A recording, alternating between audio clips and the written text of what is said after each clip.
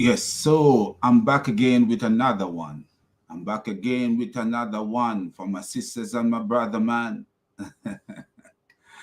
Yeah, I want to say good morning, and I want to, it's a good afternoon, good evening, good whatever you are in the world.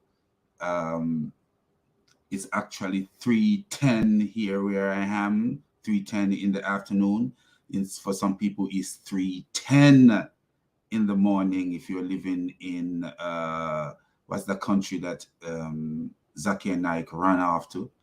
The country when his country banished him like they did Mecca did to Muhammad, the country that he ran off to. What was it, it's about 3 a.m. in the morning, 3:10 a.m. in the morning. But anyway, so my people, this is what we want to do today. And I want you guys to take a look at this. And we show you what Muslims are doing. You see where I have been on Uthman Ibn Farouk case because the guy is a liar. And even though if he really did get stabbed, you would sympathize with him getting stabbed. But what is the reason behind him getting stabbed? You got to look at that too, because he jumped out of his car to fight a guy, because that's his nature. He jumped out of his car to fight a guy and he got stabbed. So how do you look at that? The guy is wrong for coming at him the way the guy came at him, according to the video. But Uthman is also wrong. Uthman have a tendency of being a bully to people. And that's what got him in the trouble that he got into. A person approaching your car and saying, oh, you Muslim this, you this, and you this. You don't get out of your car. You think I'm scared of you? Think I'm scared of you? You don't know what people have. And you don't know what mindset people are. You might not be scared of him, but he can hurt you. And this is how stupid the guy, Uthman, is. And then trying to beg sympathy from David Wood and apostate prophet. But what we have today, we're going to show you Hamza. Anybody who knows Hamza. Hamza, I think his name spelled M-Y-A-T-T, Mayat. Hamza Mayat from Speaker's Corner, E.F. Dawa, Hamza Mayat. We're going to show you how this guy is a stupid liar, just like Uthman Ibn Farouk, because that's what Muslim Dawa do. Tell lies. That's all they do. They walk around and tell lies, misunderstand the Bible and tell lies, take the Bible out of its context and tell lies. What's up, Koba? What's up? I'm good, my friend. How are you? But anyway, so this is what we're going to do now. We are going to show a video of Hamza lying, totally lying, and acting like he discovered something new. Look at this guy. So let's get into the video real fast. And I show you this video of this guy totally lying. Then we are going to read the book of John 14 and see if what this guy is saying have any bearing, how stupid and lying this guy is. This guy is a total logger-headed buffoon. Hamza Mayat is a logger-headed buffoon. All these Muslim apologists are just logger-headed buffoons.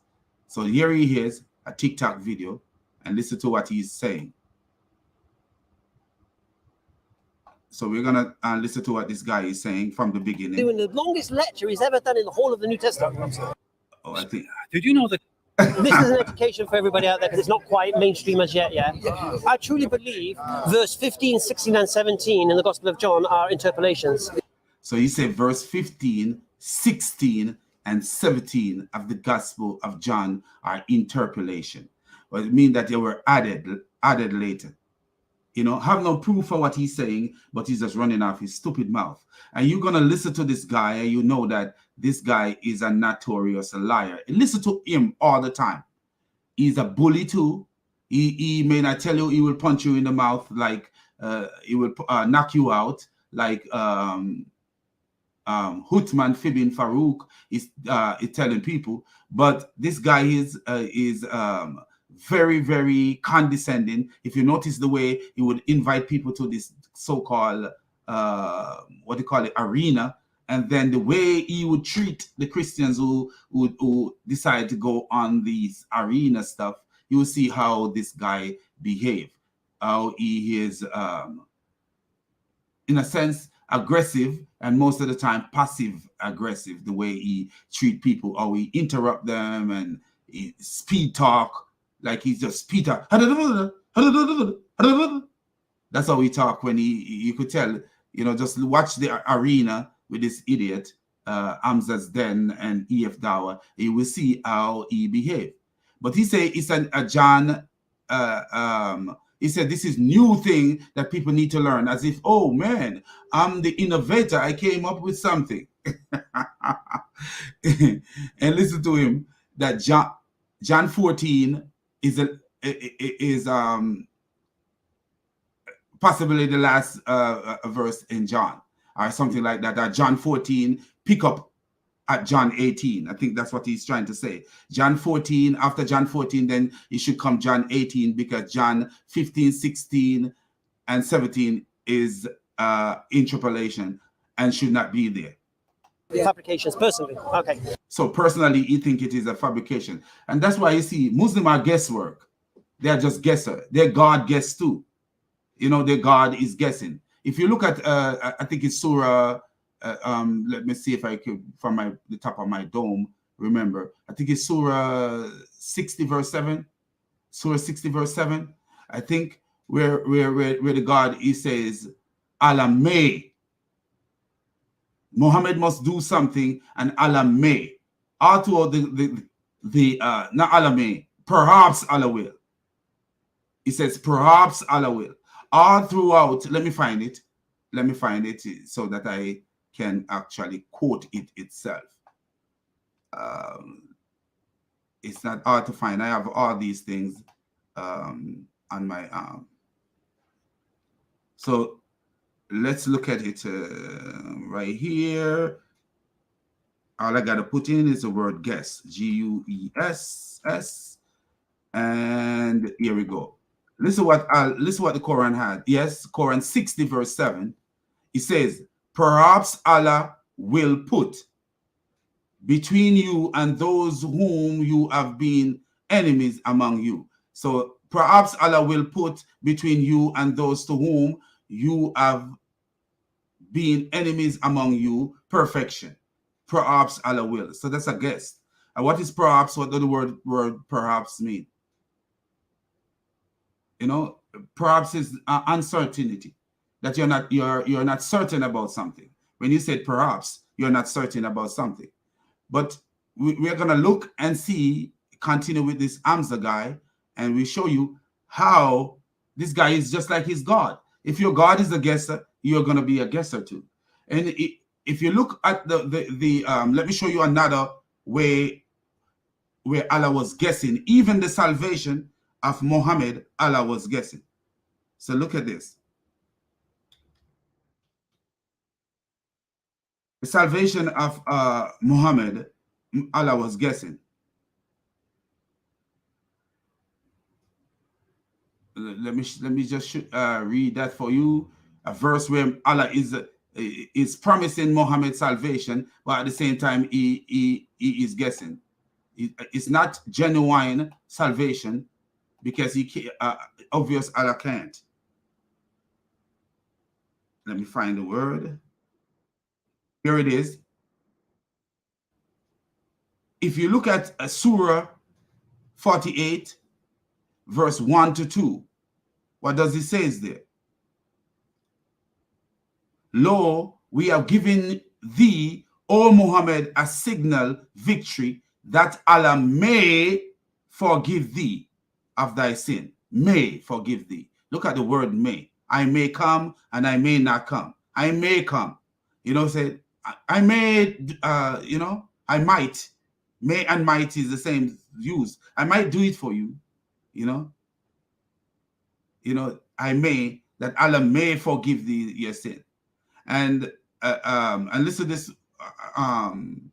which is past and that which is to come. But these idiots say Muhammad was not not sinful.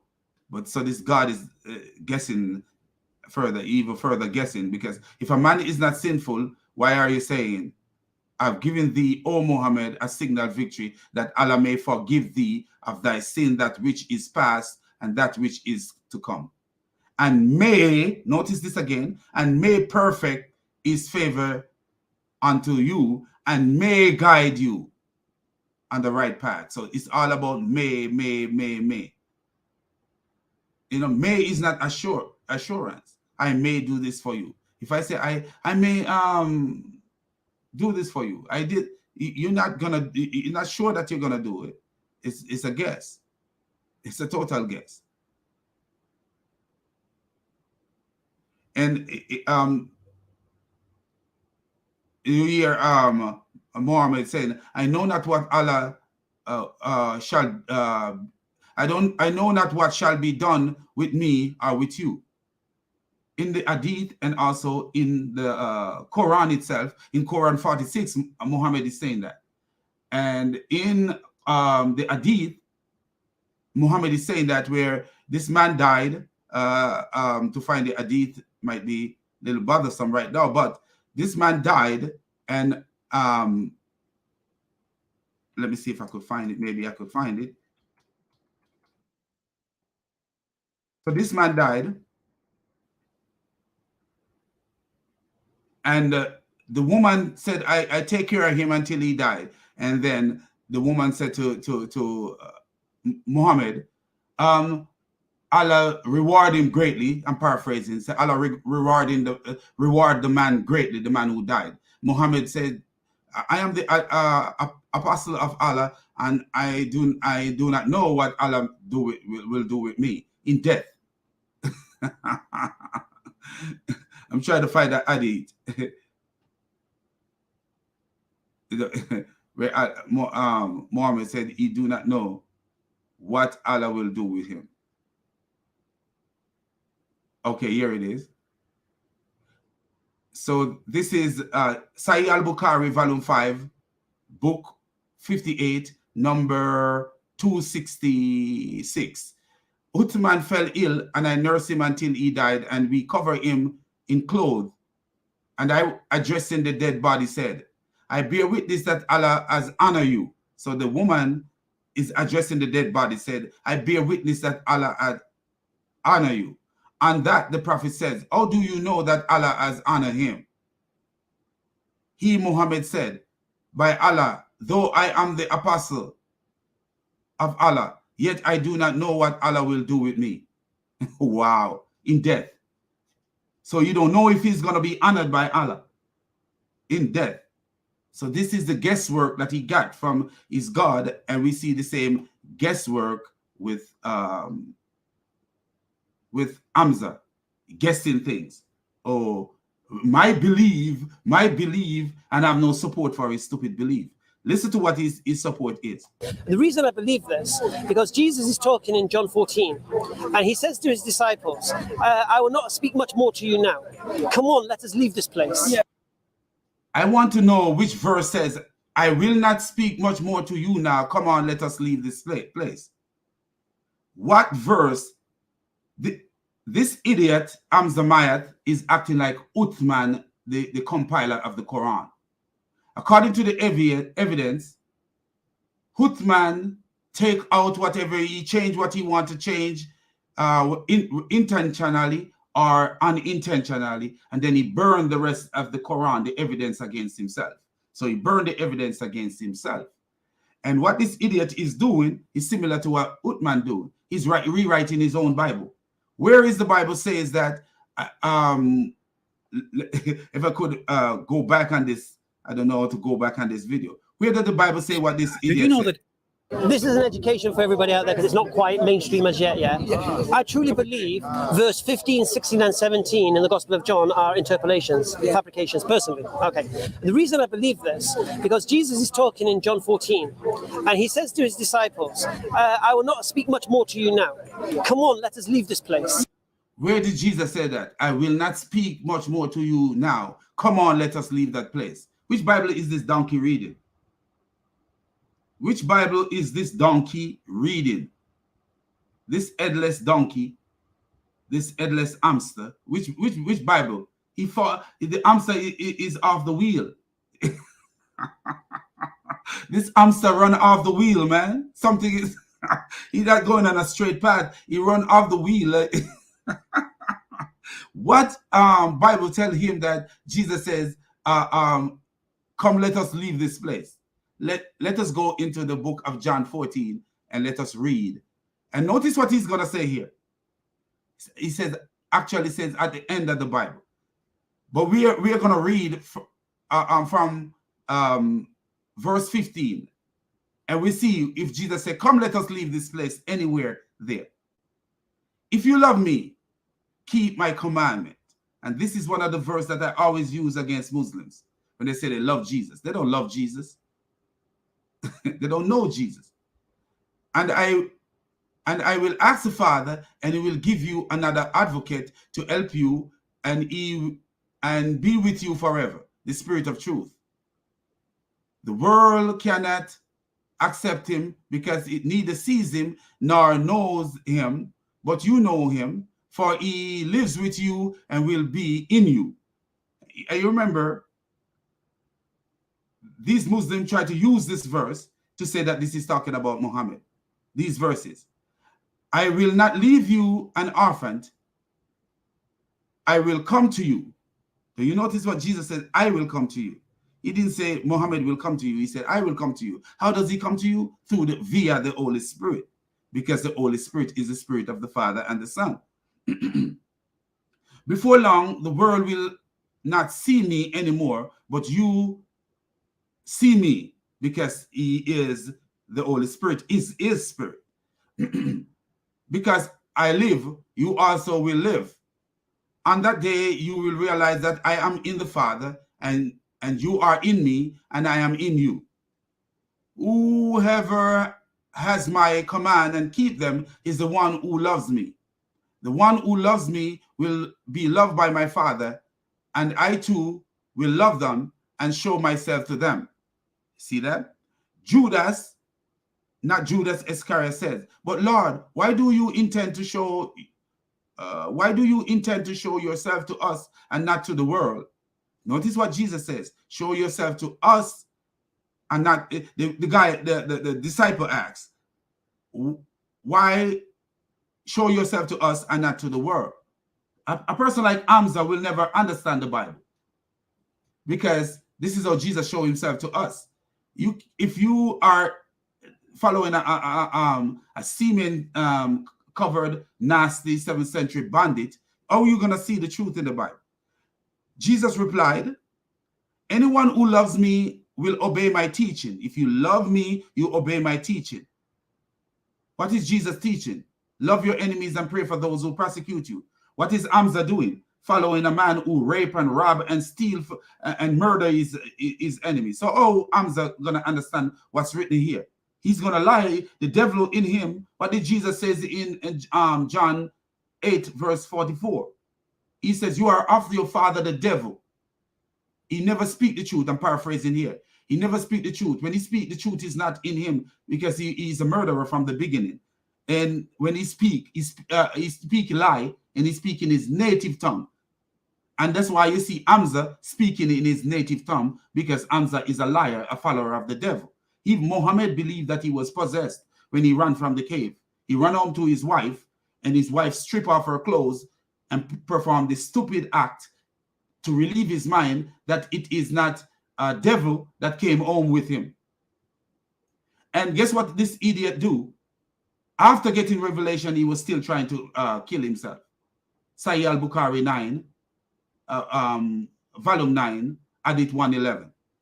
So you see what Hamza is. Hamza is the son of the devil, and that's why he's lying so much. Jesus replied, so anyone who does not love me, he will not obey my teaching. And that's why you see Muhammad did not obey Jesus' teaching. He went around killing his neighbors, raping his neighbors, having sex, allowing his men to have sex with his neighbors, capture his neighbors, allow his men to have sex with the women, and ejaculating them, and then sell them as slaves. That's how evil Muhammad was. These words you hear are not my own. They belong to the Father who sent me. This is a lovely verse that these Muslims love to use. Oh, my words are not my own. They belong to the Father who sent me. So Jesus could never be God. No. The Father is God. The Son is God. And they both have their words. They both have make decision. So the Father sent the Son to do these to do his work as a man. Send him as a man, humble himself as a man, and he sent him as and to do his work. So we have no problem with that. Anyway, all this I have spoken while still with you, but the advocate, the Holy Spirit, whom the Father will send in my name, will teach you all things and will remind you of everything I've said to you. So all these things that Jesus is saying, the Holy Spirit reminds us of it. Peace I leave with you, my peace I give to you. I do not give to you as the world gives to you. Do not let your heart be troubled and do not be afraid. You will see nowhere yet where Jesus says, let's leave this place. You heard me saying, I am going away and I'm coming back. If you love me, you would be glad that I am going to my Father, for the Father is greater than I. And this is another verse that these Muslims like to use. Oh, the Father is greater than I. Greater how? The Vice President of the United States is not as great as the President of the United States. A father and a son relationship. The Father always the greater one in the relationship. And not only that, because the Son in his incarnation as a man, then the Father would be greater than him because he's incarnated as a man. I have told you now before it happened, so that when it comes, so when that happen, you will believe me. So he say, I tell you something before it happens, so when it happens, you will believe me. I will not say much more to you. And this is the part I think this idiot is twisting. I will not say much more to you, for the prince of the world is coming. He has no hold over me. And guess what? Some of these Muslims actually say Muhammad is the prince of the world. Look it up. Some of these Muslims will tell you that Muhammad is the prince of the world that Jesus talk about. Ahmed Didat, I think, was one of them. So they're actually saying that Muhammad is Satan. More like a representative of Satan, but Muhammad was not. He has no hold over me, but he comes so that the world may learn that I love the Father and do exactly what my Father has commanded me. Come now, let us leave. Look, so he says, okay, Jesus said, come now, let us leave. Let us leave where? Let us leave where? So he's saying that it's an interpolation because Jesus says, come now, let us leave. But now let us go to verse 15. John verse 15. John verse 15 and see what verse 15 is talking about.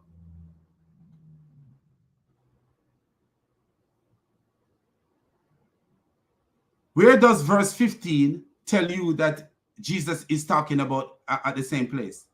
Where does verse 15 tell you that Jesus is talking about the same thing?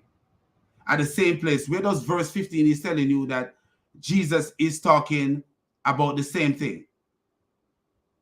Does verse 15 say Jesus is at the same place and he's talking? Jesus said, I am the true vine, the Father is the gardener. He cuts off each branch. Verse 15 doesn't tell you that Jesus is sitting at the same place and talking to the disciple. It doesn't tell you that Jesus is at the same place and talking to the disciple.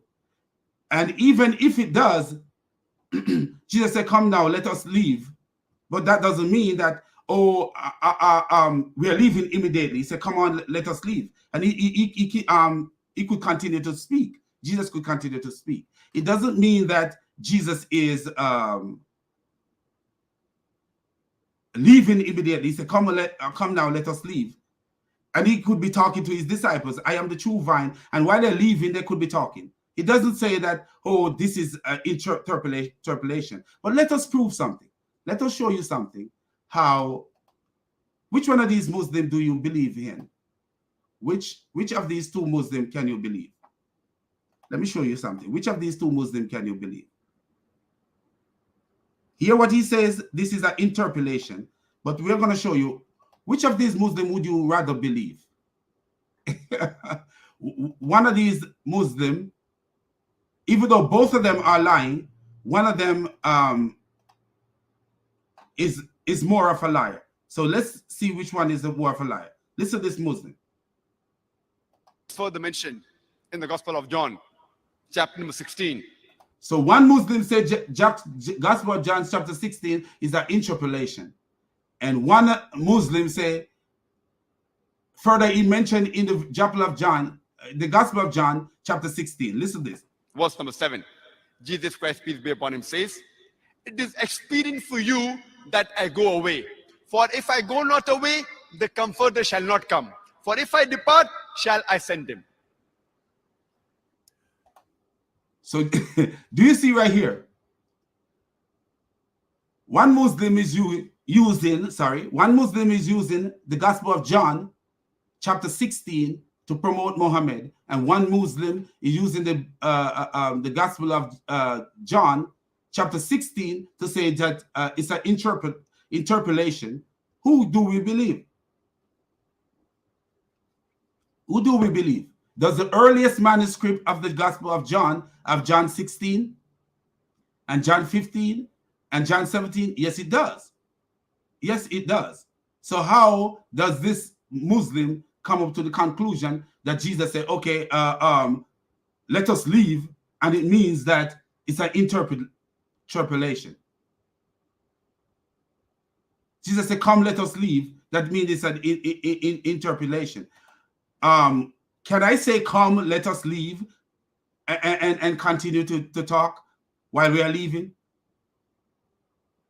Does it here? Does John 14, verse 31 tell us that Jesus was not talking to his disciples while they were leaving? Does it? So you see how much of a liar this guy is, how much of a liar he is. It's an interpolation, but prove the point that it's an interpolation. How do you prove the point that it's an interpolation? You are a guesser like your God. You're guessing like your God. You're guessing like your God, because at the end of the day, where does it say that John 15 is not a part of the gospel? You say, if I say to you, say, come on, let us leave, that doesn't mean that I can't continue to speak. I continue to speak, and where was this spoken? Where was this spoken? A person said, come on, let us leave. Doesn't mean that, hey, I cannot be speaking while we are leaving. You can talk and speak. You can walk and speak. So at the end of the day, where is proof that this is an interpolation? Here is Zakir Naik using the Gospel of John 16, and this idiot is saying that it's an interpolation. How is it an interpolation? How is it an interpolation?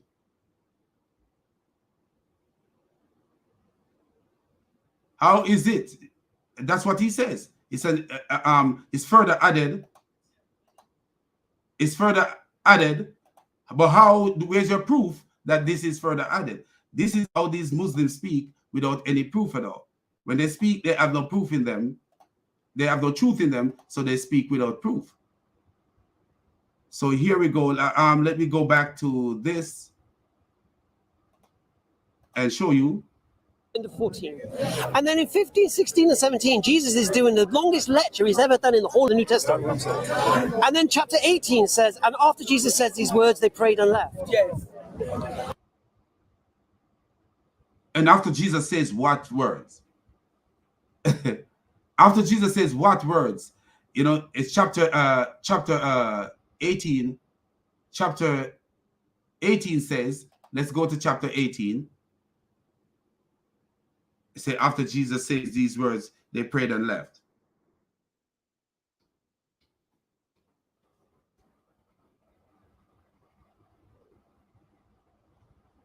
So let's go to 18 and see what 18 says. And when he had finished praying, do you see that Jesus left with his disciple? So when he had finished praying, where? Okay, this is how the verse started, when he had finished praying. So where was he praying? Where was Jesus praying? Did verse 14 tell you that Jesus was praying?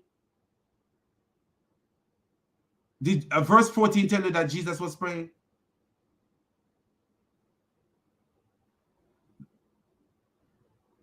If you look at let's go to verse 17. Let's go to verse 17. This is how you do it. Let's go to verse 17.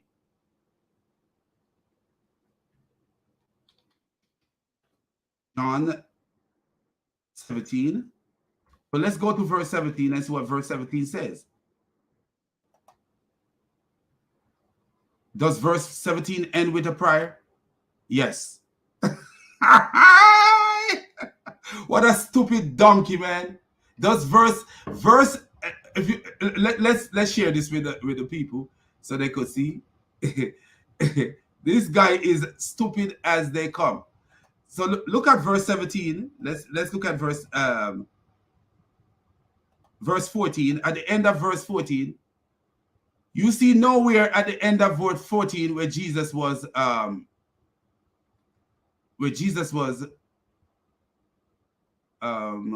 verse 14. At the end of verse 14, you see nowhere where Jesus is praying. But where do you see Jesus praying? Let's share it with you. What is this right here? Look at it, my people. Jesus is praying right here. That's verse 17. Jesus is praying for all the believers. So if verse 18 is saying that, is beginning that Jesus leave after praying, why would I tell you that verse 17 is legitimate? Because he wants to take out verse 17, verse 15, 16, and 17 and stay with verse 18, but verse 18 doesn't support his stupidity. Because look what verse 18 says. See, we see verse 17, Jesus is praying. What is happening in verse 18? What is happening in verse 18? Let's look. Let's look at what happened in verse 18. What does verse 18 begins with? This is verse 15. So look at verse 18. What does verse 18 says? When he had finished praying. So verse 17 shows he is praying, and verse 18 shows says when he had finished praying. But notice what the idiot do. He leave out this part. When he had finished praying, he says Jesus left with his disciple. He forget to say when he has finished praying.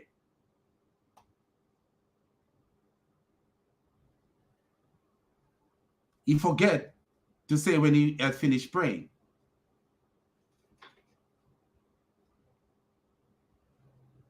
This guy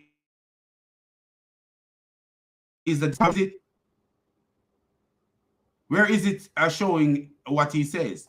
He says when he had finished praying. That's what he's saying there. When he had finished praying. So when did he leave? After he finished praying. So how is it an interpolation? How did it add later? When verse 18 is not corresponding with this guy, this guy says. He said when he had finished praying.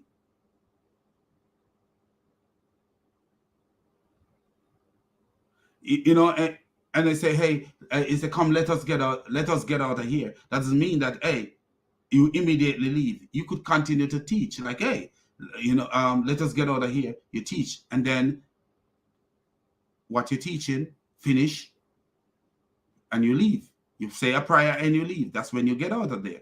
If I say, hey man, come on, let us get out of here. That doesn't mean that I have to get out of there immediately. You know, but this is what the guy is saying. He's selling a guesswork. Like, oh, I'm guessing that this is an interpolation. It was added later. It was added, but how do you prove that it was added? You have no proof of it, because the earliest manuscript of the book of John shows that this is there.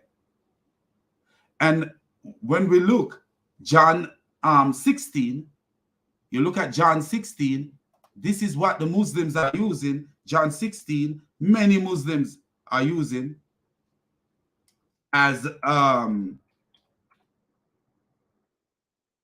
think, let me put it this way, to think to support Muhammad being in the Bible. John 16, if you look it up, you will see all over the place. All over the place, John 16 and Muhammad. Here is Zakir Naik, Prophet Muhammad, POB, prophesied in the Bible, and it's John 16 he's using. Prophet Muhammad, prophecy by Prophet Muhammad, Jesus prophesied by Prophet Muhammad, the Spirit of Truth. And this is this is Ahmed Didat. So both of these people are using these look at this. Let's show this. Let me show you this. This is how we know that these guys are naive and evil. So watch this.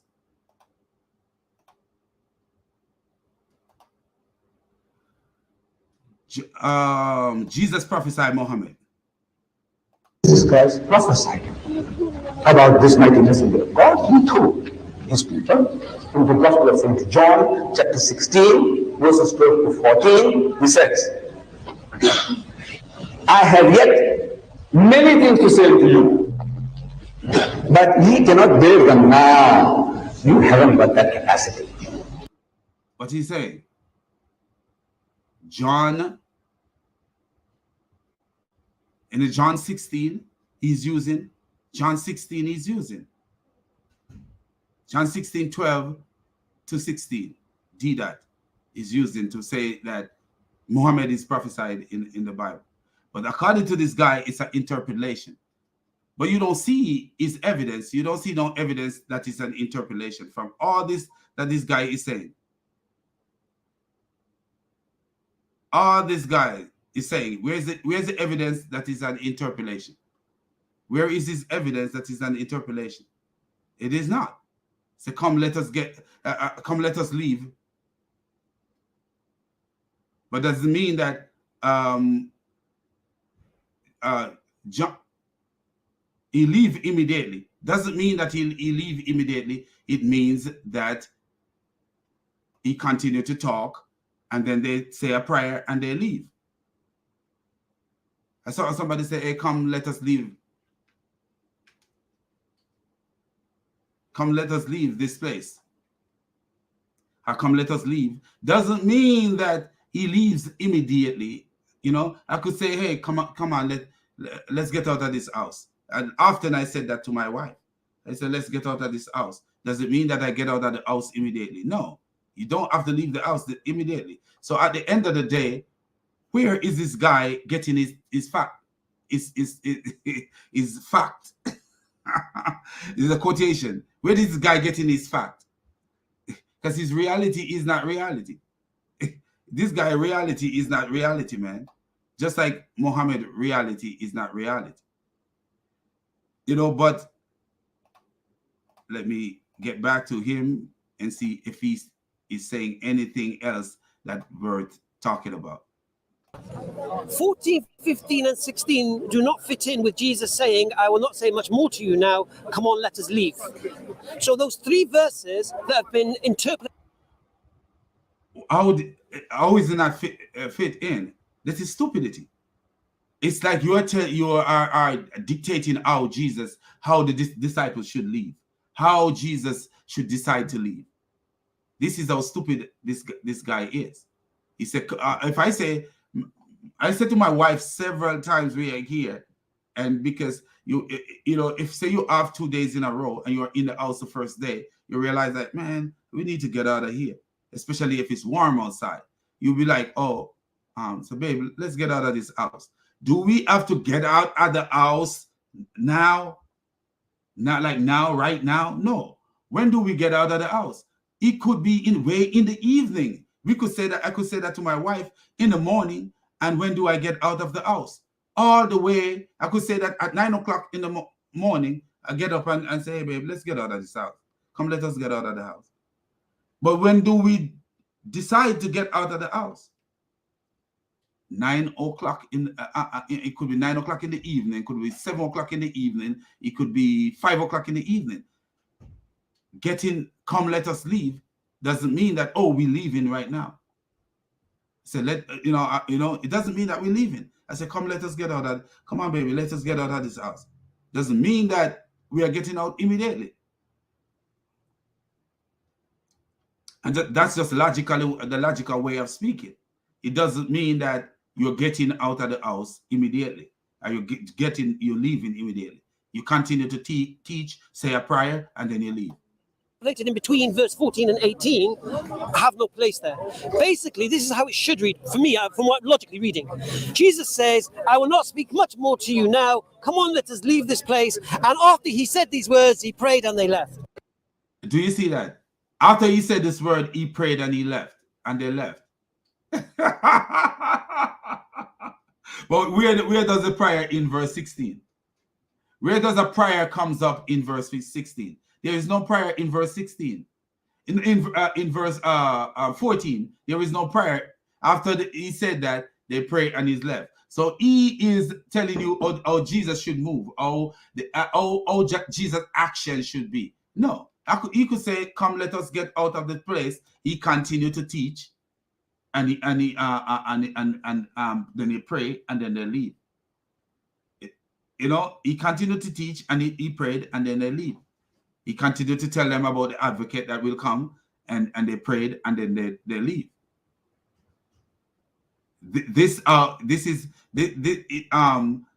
There is no way you could say, oh, he couldn't have done this after saying, let us leave this place.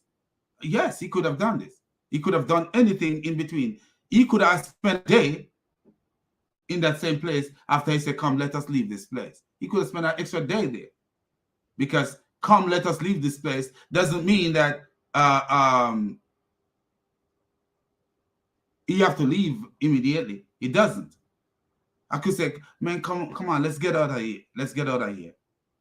And we don't leave until a day later. We don't leave until a day later. It's when we take action, that's when whatever we say make is fulfilled. If I say, come, let us get out of this house. If we don't take action immediately, then we are not getting out of the house. But when we say, come, let us get out of the house, it's just like, hey, let's, we are leaving this place. We are going to get out of the house. But when are we getting out of the house? When we take action. When I take action, that's when I get out. Because I say, come, let us get out of the house, but I clean the old house before I get out. Does that mean that something is wrong? No, it doesn't mean that something is wrong. But anyway, I just wanted to catch up on Uthman Farouk. I wanted to show you why I further believe that Uthman Farouk, when people make mistakes, that's a different thing. When people in life are making mistakes, because you are a human being and you could make mistake. But when a person make a mistake, that's a different thing from when a person willfully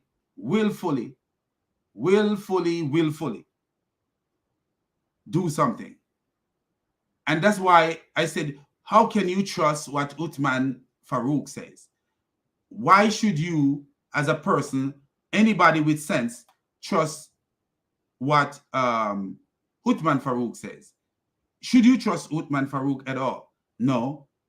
You cannot trust Uthman ibn Farouk, Sheikh Uthman ibn Farouk, and should never trust anything he says. And more evidence and more pile evidence show why this guy cannot be trusted. He have no integrity at all. Like when it comes to, speaking the truth, he have no integrity at all. And I will show you why I say this guy is the epitome of a liar. You know, when you really want to know who a liar is, like, is he a liar or is he making mistakes? Because a person make mistake, then you know that, man, he make a mistake there. I guess he didn't see this. I guess that's different. But listen to this video clip right here, and you will see that Uthman is just a notorious liar. So when he says anything happened to him, how should you take it? How should a person take it? Should a person take it and say, hey, you know what? should a person take it and say, you know what? I believe he's telling the truth. I believe it. No. You should not take it and say you believe he's telling the truth, because he's known to be a liar. In situation involving in himself, he's known to be a liar. So in a situation like his stabbing, his so-called stabbing, should you take it literal? And what this guy don't know is that later, whatever happened later will be found out, whether he stabbed or not, or whatever happened, the other side of the story could possibly come out. You don't know. This is America. And then when you make a video, and I really don't believe, from what apostate prophets research, that the police knew about the incident. But from what apostate prophet read, it actually says the police know about a video circulating. We know about the video circulating, but nowhere I've seen in the evidence that Uthman actually had made, I'm not saying that he did not, but I'm just saying from the evidence that we see so far, there is nowhere it stated that he made a complaint to the police. The police said they heard about the video circulating. That's what the police says when apostate prophet is showing.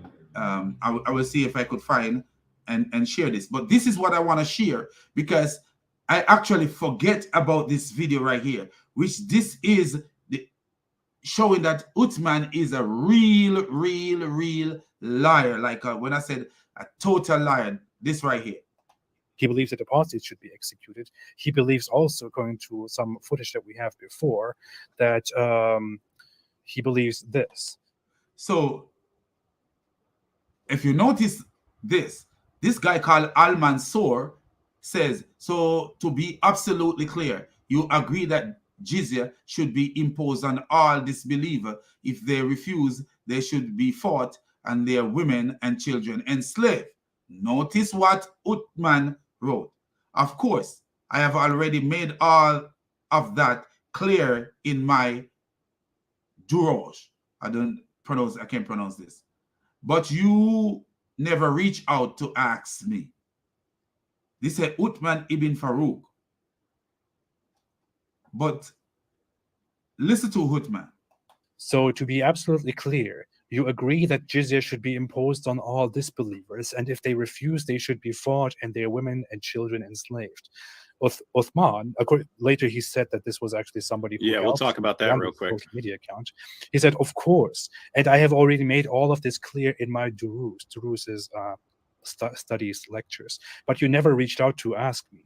So he is for jizya imposing on all disbelievers. So he's agreeing with this here. But later what this guy gonna do, you're gonna see where Uthman actually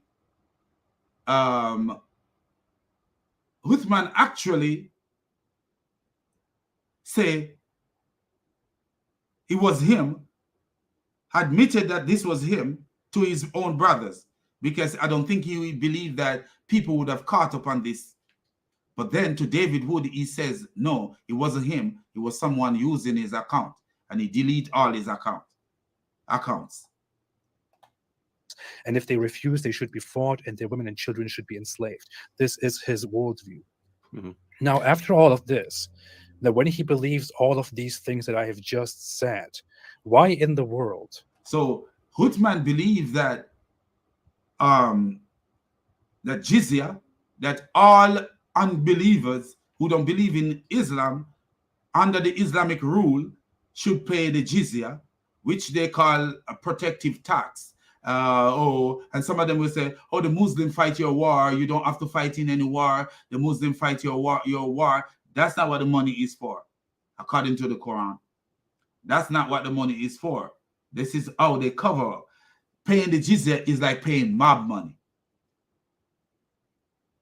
You are not a part of the mob, and the mob go about, and you're from your business. The mob get a certain percentage from your business. The mob go exploit you and take from you. That's what, and you feel humiliated. The Quran actually says, let them play the jizya and be humbled and humiliated. If you're paying for people to protect you in war, in wartime and other things, why are you humiliated?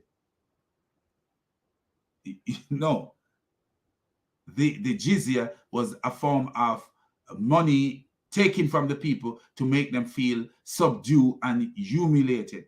And a jizya can be any amount of money. There's not a certain percentage as these lying Muslims are telling you about. The jizya is whatever these Muslims impose upon you. You will see where the Jews were paying jizya to Umar 50%. 50% jizya. They were paying 50% of the crop. They were planting and raising livestock and stuff like that. And 50% of what they earn goes to the Muslim. You know, so this is what Uthman said he agreed with. He agreed with people paying jizya, and if you don't pay the jizya, if they refuse to pay the jizya, they should be fought and their women and children enslaved. In today's era, an idiot like Uthman believed this. Why in the world would he ask me to come out and condemn violence against him?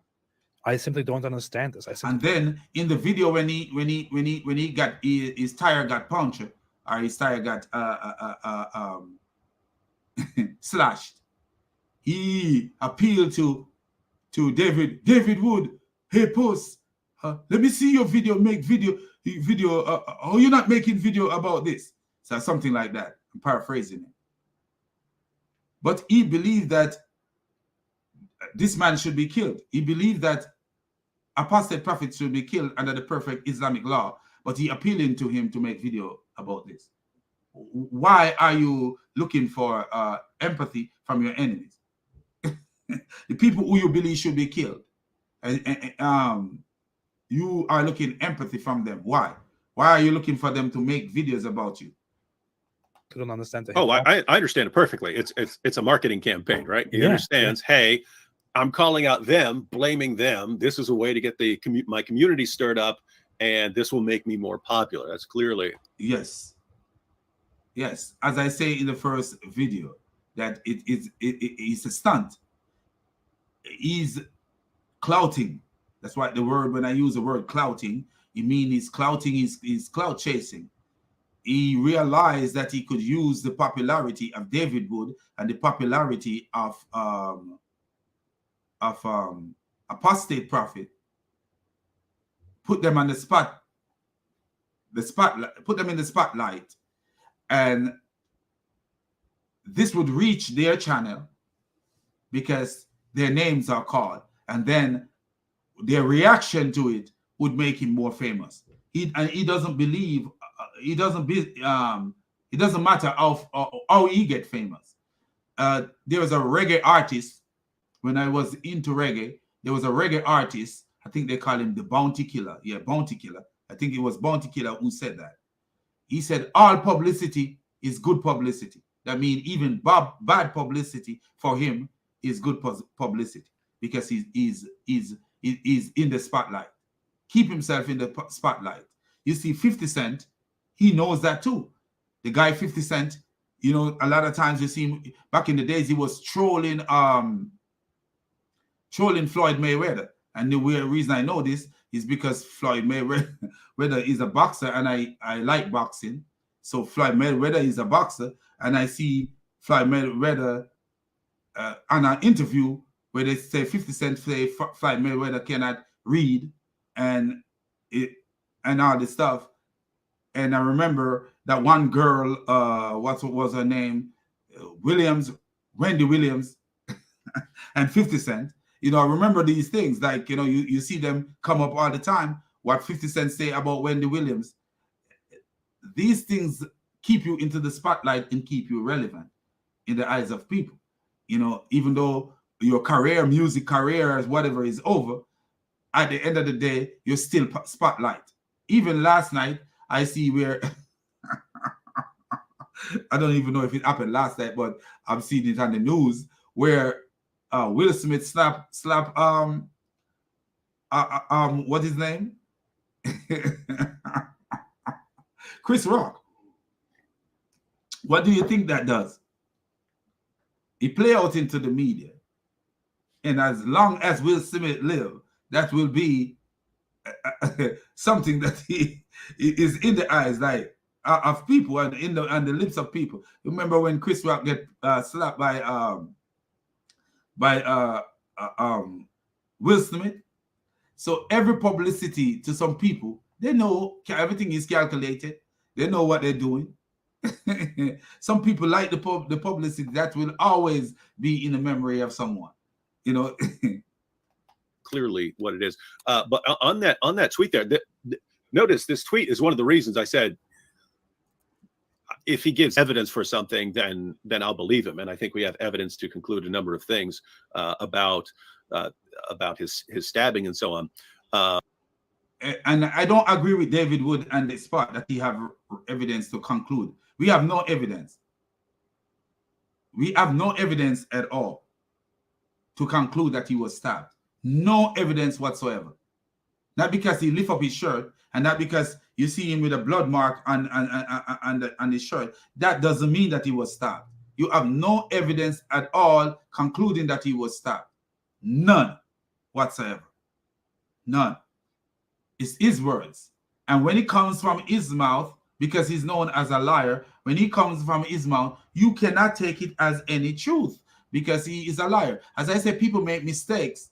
You know, a mistake is a mistake. A person could make a mistake, but it's something that is not intentional because, you know, you don't know. But when you notoriously do the things that this guy do, especially this case, this is the most damning case that this guy is a notorious liar. For other things, if it's just his word for something, I have a problem with it, mainly because of the. But all you have so far about the stabbing is his word. You haven't seen the cut on his belly. Did he show you the cut on his belly? No, he didn't show you the cut on his belly. He showed you an ABD pad taped down on his belly, and he said he goes to the urgent care. He went to the urgent care. And he reported to the police. But where is his proof that he reported to the police? When apostate prophet reached out to the police in San Diego, the police said they know of the video circulating and they are looking into it. Anytime a police see a video circulating of a man gets stabbed in the belly, and hate crime and something that could be considered hate crime, because what the guy did and the way the guy approached him is wrong. You know, but what my take on it is, what did he do? What did he do before that provoked this man? And what did he do after getting out of this car? Because, hey, the guy is wrong for saying, hey, you this Muslim, you that, calling him a terrorist and stuff like that. The guy is wrong, even though he's a promoter of terrorism, you know, but he himself is not a terrorist, but he's a promoter of terrorism. So in a sense, he could be called a terrorist, because look at this right here. So so to be absolutely clear, you agree that Jesus should be imposed on all unbelievers, and if they refuse, they should be fought and their women and children taken, and women / children enslaved. What he say? Of course, this is terrorism. This is a terrorist belief. According to what we call terrorism today, this is terrorism. So the guy is wrong for calling him a terrorist? No, the guy is not wrong. Because if they have their way, this is what they would do to us. So he have a terrorist belief in him. So is he a terrorist? Yes, he is a terrorist. A total terrorist. He is a terrorist. You're going to read this and say that Uthman is not a terrorist? You're going to read this and tell me that Uthman is not a terrorist? Who would read something like this? That Muslim come and they, because they're minority, they're majority in America, they become in power and they decide they coup or whatever. Because do you remember this man says in 50 years, there's a video, Apostate Prophet and David Wood, where a Muslim sheikh said in 50 years or so, the Muslim will take over and they're gonna enslave people and all these stuff. Same thing. If you look, you will see this man saying that in 50 years, the Muslim is gonna take over and they're gonna enslave people. A matter of fact, let me show you the video. If whoever didn't see this video. So at the end of the day, what do we see, man? What can we get from these things? So if we look at Apostate Prophet videos, you will see this Muslim sheikh. Here it is, right here. Islamic scholar admit Islam promotes slavery. So that's the one you got to look at. Islamic scholar admit that Islam promotes slavery.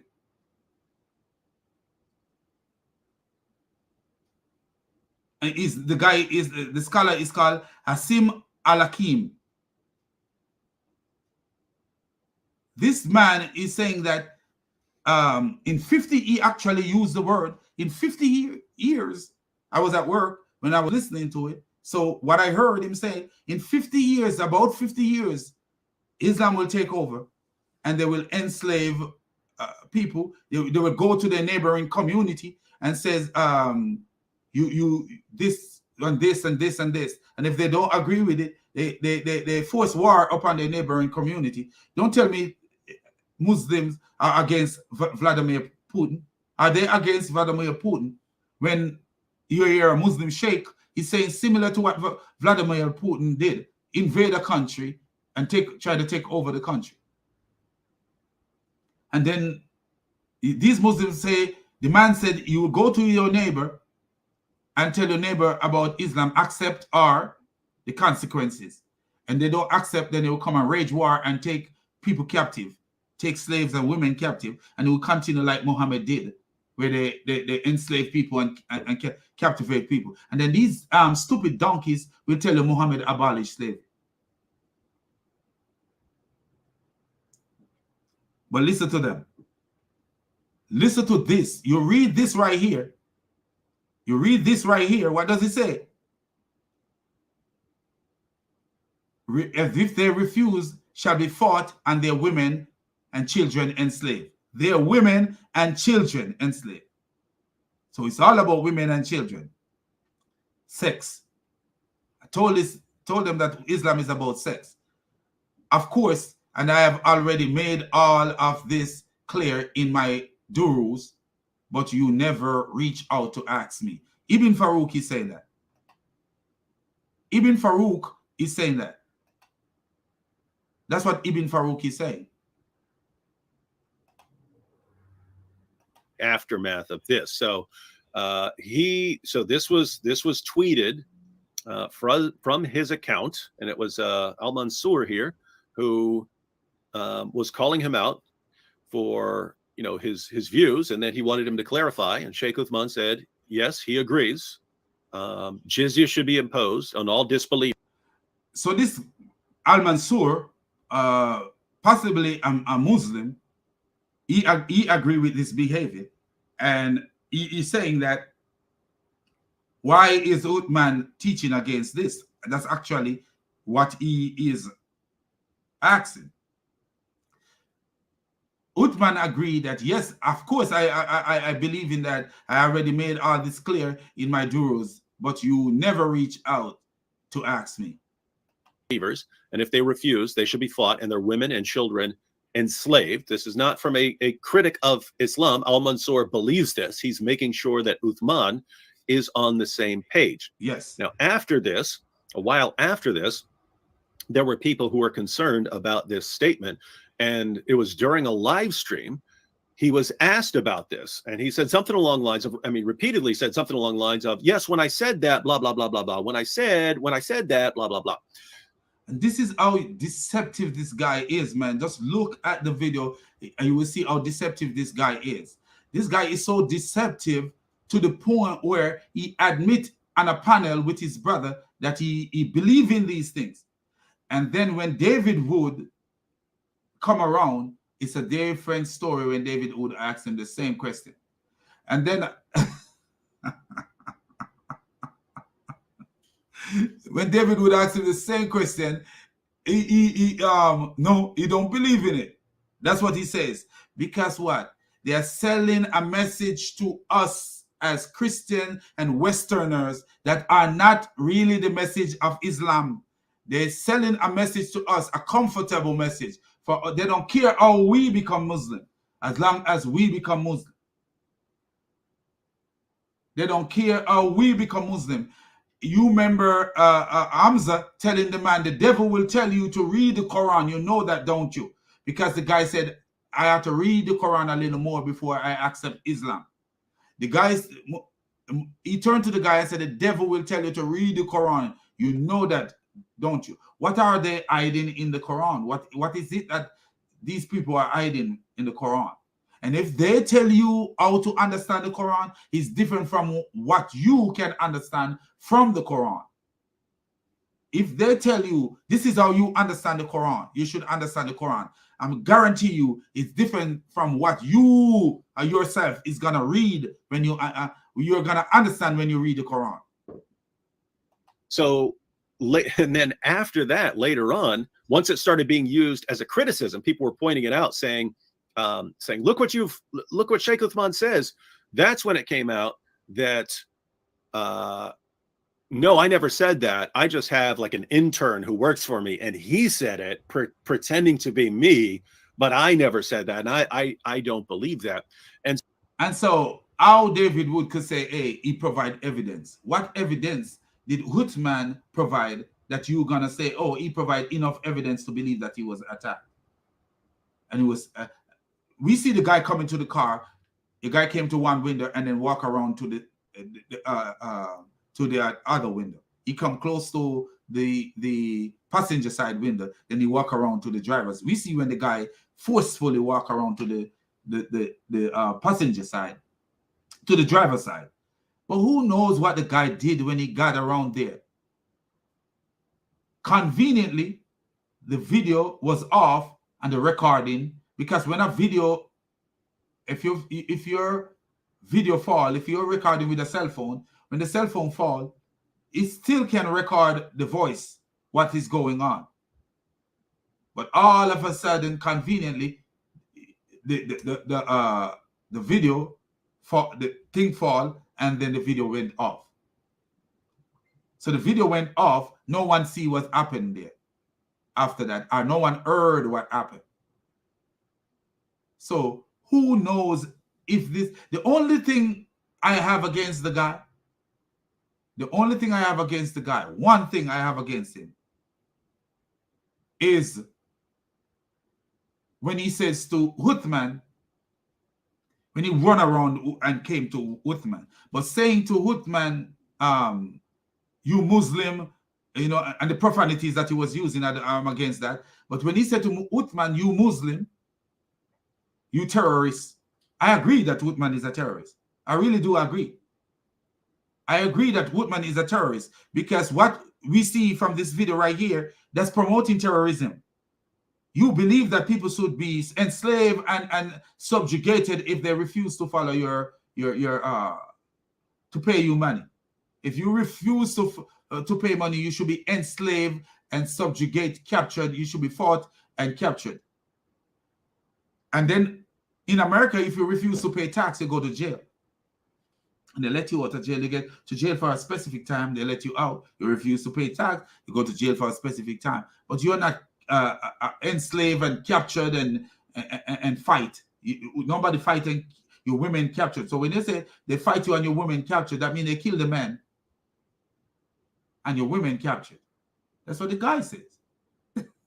And he said, of course, I believe in that. So they fight, who is fighting, who is killing nobody over here for paying taxes?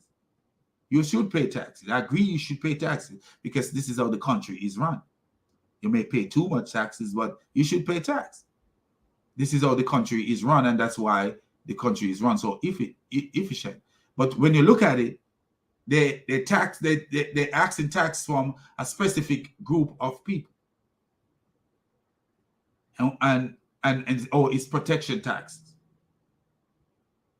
So it's not building your community taxes. It's protection taxes. So they're asking, we're asking for you, but what do you get back from what you pay? People get back from what they pay. If I'm paying taxes in America, and at the end of the day, there's something to get back. He might not be around when I get older. We don't know if he's going to be around, but I know people who used to pay taxes and is getting taxed now. And he's getting something back from the taxes that they pay. They're getting their Social Security back. They're getting something back, and they can get housing as an older person. You get housing. You can get food. You get food stamps. You get all kind of stuff as an older person.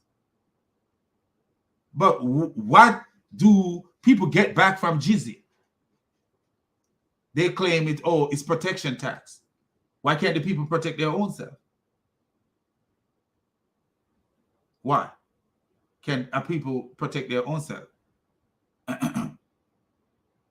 Why do they rely on you to protect me, and I have to pay you tax to protect me, and I have to pay you jizya, whatever you choose for me to pay? That's what you will pay. Why is it all the people in the country don't pay the same amount of taxes, the same taxes?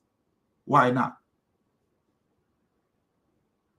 Why? And then everybody get back from what is being paid. Because the jizya is the intention is to humiliate the people. It's nothing about no protection tax. That's what they later called it, so that they themselves will look good. Because as time become more modern, Islam, like the devil, have to transform into an angel of light. More and more transform into an angel of light. Because they have to make what they do seems to fit in with today's society. So I made a video pointing out, wait a minute, you said that you said it in a live stream. You said that you said it. And I did not watch his response after that. His followers go, oh, you didn't watch his response. But I heard people said that what he said in his response is, but I never said I tweeted it. I never said I tweeted that. He said he never said. Do you see? When he was caught lying,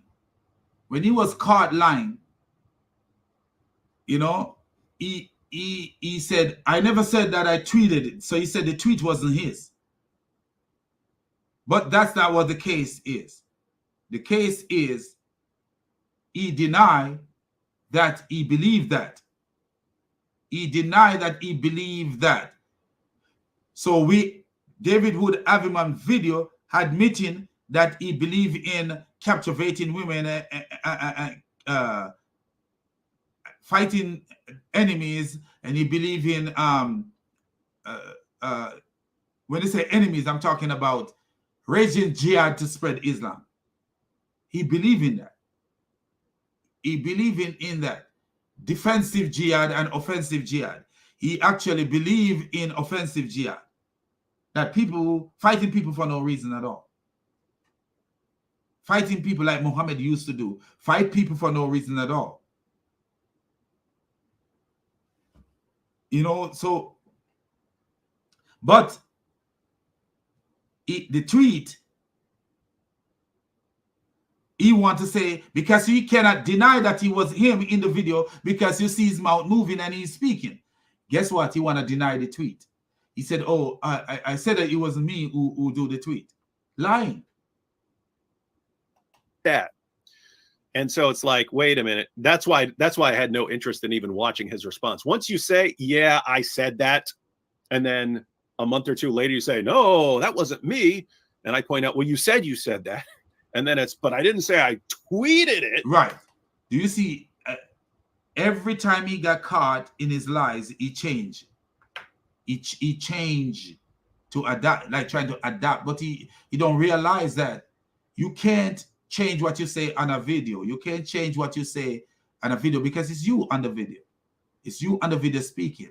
But you could and a mistake, as I say, a mistake is a mistake. A person could say something and it's a mistake and it's an honest mistake. But when you are actually telling somebody, I don't believe in that, and you will see as the video goes, you will see where this guy, so let's get to the video because this is important that we get there. Wait, what's, oh, I muted this. Wait a minute. Okay. Amateur hour. Uthman something. Oh, Hey, you Muslim? How you doing? So I saw Uthman's comment regarding the jizya on Twitter with this guy. Do you see that? The guy said, I see Uthman video regarding the jizya. What did Uthman do? He confirmed it with his head. He confirmed it.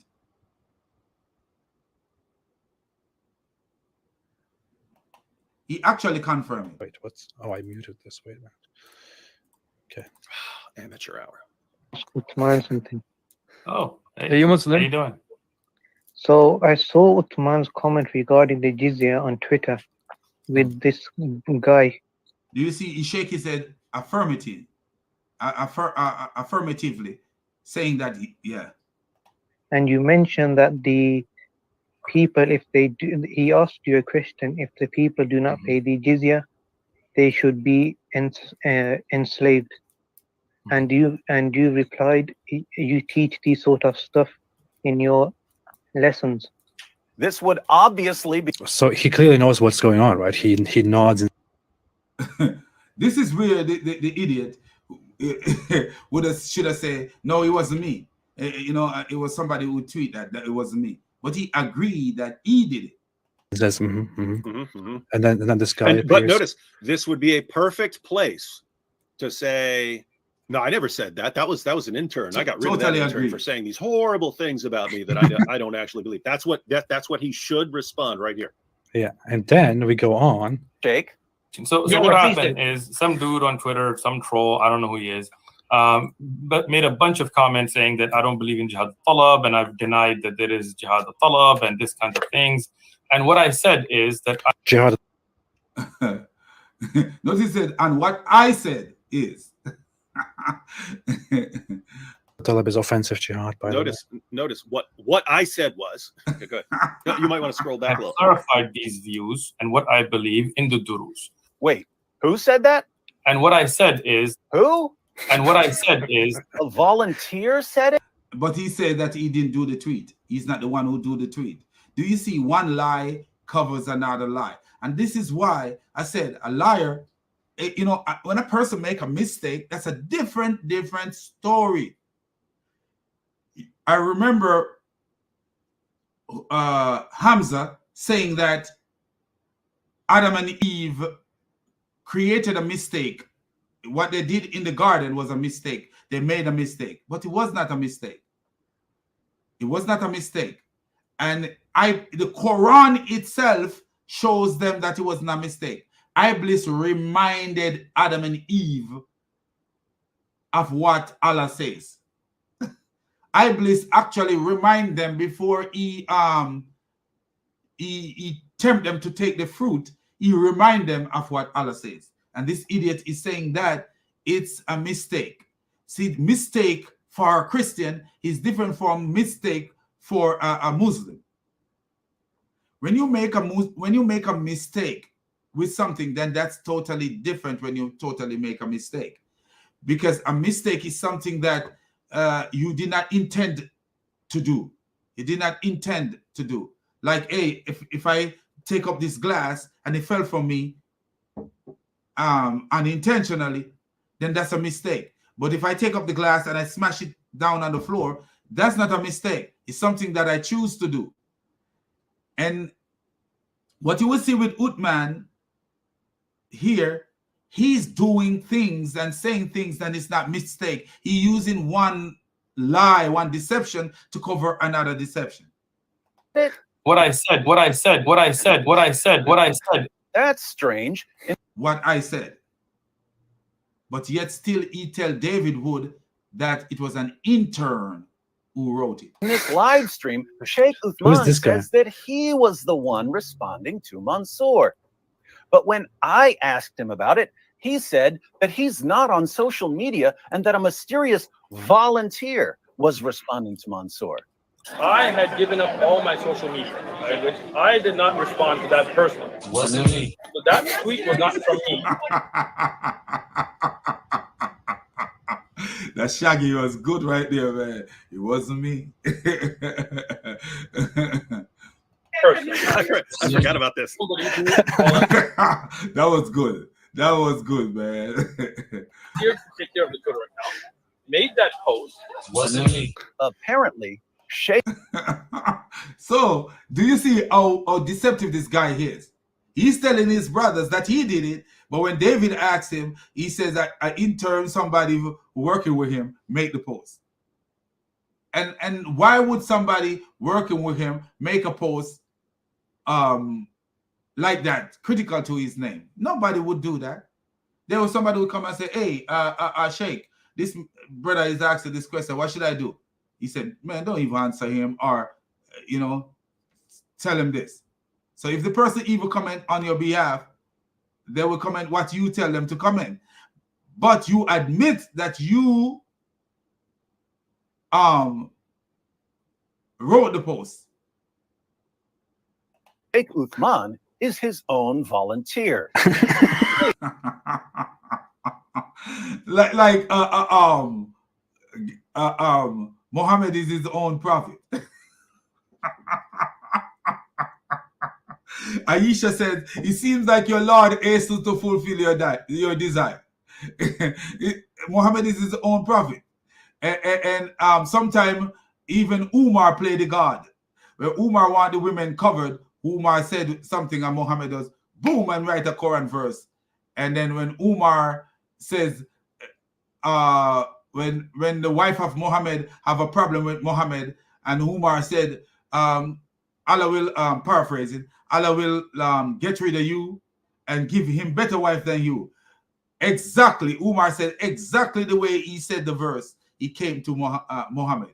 So you see, just like Uthman is his own intern, Muhammad was his own prophet.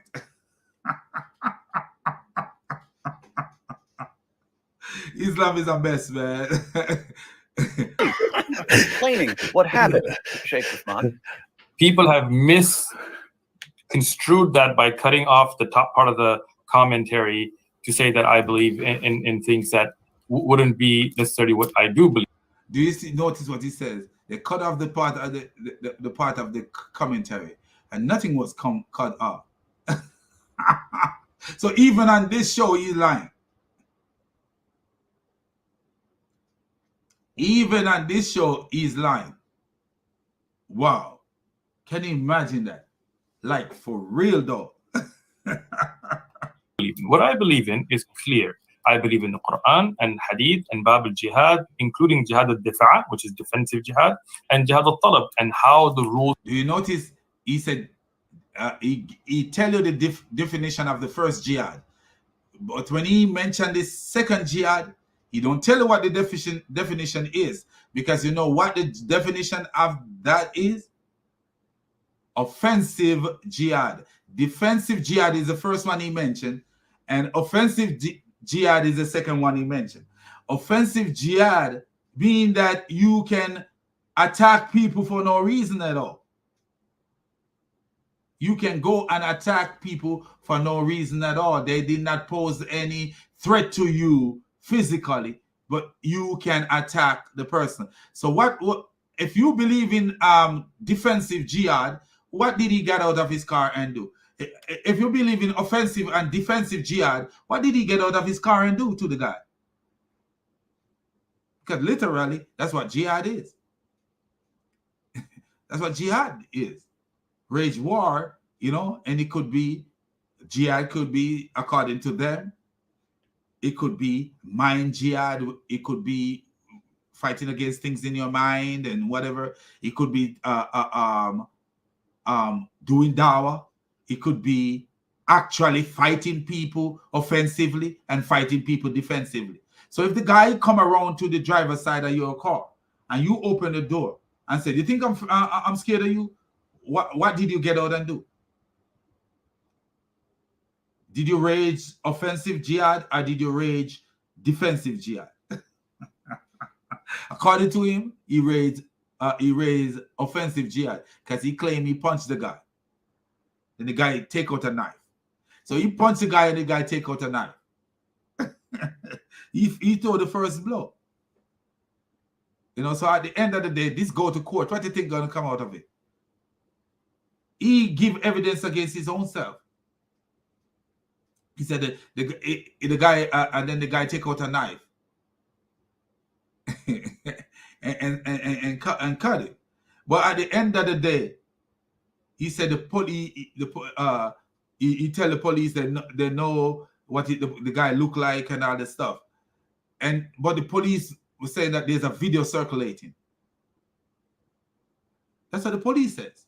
There's a video circulating. The police never said we receive a video. He said there's a video circulating. I will show you that part. Rules and regulations of those work. We have durus, and we're going to have in Zad al-Mustaqni', and which is what I said in the part of the comments that people cut off as well. Wait. He says part of the comment that people cut off. Where is the part of the comment that was cut off? You see the evidence of cut off comment. Who was posting the comments for Sheikh Usman? And which is what I said in the part of the comments that people cut off as well. Who? Do you see? Oh, this guy is a liar, man. Total liar. Total liar. But anyway, let us look at where what's the name share some police, something from the police.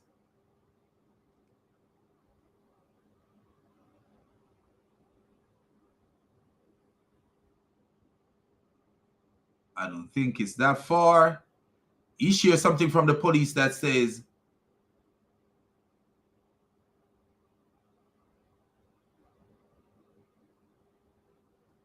they heard of a video circulating.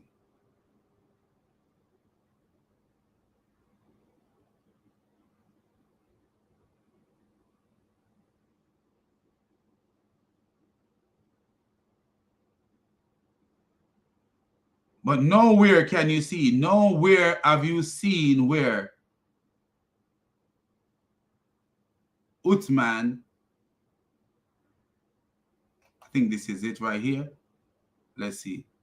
This is fake. There is no police report and all that. And I thought I would normally not do this, but people kept saying stuff like this. So I thought, okay, let me contact the police and let's see what happens here. So I don't want to read the whole thing now, but I basically said I'm a YouTube content creator. I want to discuss this issue. There is a personality known as Sheikh Ibn Farouk who claims to have been stabbed and so on. What they responded with is a standard message, apparently, because others have been asking too. So they didn't specifically respond to my wording, but they said SDPD is aware of this video that is circulating on social media. So that we are aware of the video that's circulating on social media. How does that say that they are that he make a criminal. He make a report to the police. He doesn't say we are aware. We are aware. Why are they aware? Because other people were querying about it. So that's how they are aware, as far as I understand. Because people are asking about the video, they are saying we are aware of the video. We have been in touch with the imam. So they have been in touch with the imam. That does not mean that the imam got in touch with them. They have been in touch with the imam. That doesn't mean that he got in touch with them. I'm telling you, sometimes you see what a guy named, what was his name? The actor, Smollett, his name spelled Smolett or something like that. I don't remember exactly how his name spelled. But you remember that guy? You know how he make up this thing about homosexuality, because he think that he in his deranged mind, he think that he should promote homosexuality by doing certain things and promote that people are against homosexuality and put himself on the spotlight. You already a star and one of the most watched TV program, but that was not satisfying to you. You must put your homosexuality in front of your stardom and go out there and make up a lie. And at the end of the day, that same video revealed him to the core. People realize that, whoa, this guy is a liar. And who knows what's going to come from this video? Who knows what's going to come from this video? Because once it's gone out, you can't take it back. How are you going to take it back? Even when you delete what's on your channel, it's already gone, because what every other channel who upload and comment have the video of you and your statement and all the stuff. But what I'm saying here is this. The police is not saying that Hutman contact them. They're saying that we are in contact with the sheikh. That's what they say. We are in contact with the sheikh. How? Because if the police see something like this, they're going to investigate it. If there's a video circulating, the police is going to investigate it. We have been in touch with the imam. SDPD takes reports of hate crimes very seriously. Anyone with information about this incident is asked to call police or Crime Stoppers. And where is it saying that he reported? Utman report. It does. It doesn't say that. Say anyone who's watching this video, because other people watch it later on, and someone who actually witnessed something may be looking it up and may come across this video. So if you have any information on this, call Crime Stoppers and tell them you may need to be a witness in courts. Sending this dude to jail. Absolutely. Maybe send Utman to jail too. Because as I said, according to the Muslim, according to the law here, to approach Utman the way you approach him and call him and calling him that name, that is considered a hate crime. But guess what? According to Hutman's own word, is Hutman a terrorist? Yes, he is. Yes, he is. A person who believes that people should be captured and enslaved, and the men killed, their children and their women enslaved and possibly raped, is a terrorist. Is a terrorist. He's not actively promoting, he's not actively involved in the terrorism, but he is promoting terrorism. He is a promoter of terrorism. He is a promoter of terrorism. He is. So when these things, if the time come when these things start of these terrorist activity, yes, and why is he ashamed of it? Why is he ashamed to tell David Wood what he believes and tell the West what he really believes? Why is he hiding these things? Because what? He's ashamed of it in some ways. But he knows he must live the reality, because what? People will call him out because they realize that he you know, this is what Islam teach, and people will call him out. And let me share something right here. This is, let's share something right here. What with the quotation of Christian Prince in the description? Is a what's with the quotation? Come laugh with us. That's what Christian Prince. Let us laugh together. You know that what he says? Anyway, so let's look at this Muslim sheikh. You will see this Muslim sheikh is saying the same thing that Uthman is believe. Let's look at this Muslim sheikh, and I will show you that this Muslim sheikh is saying the same thing, totally the same thing.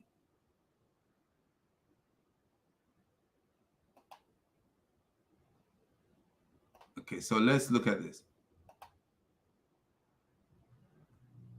Islam teaches us that Isa ibn Maryam, Jesus, son of Mary, was one of the greatest. They're always promoting Jesus, but Isa is not Jesus. But anyway. Fine.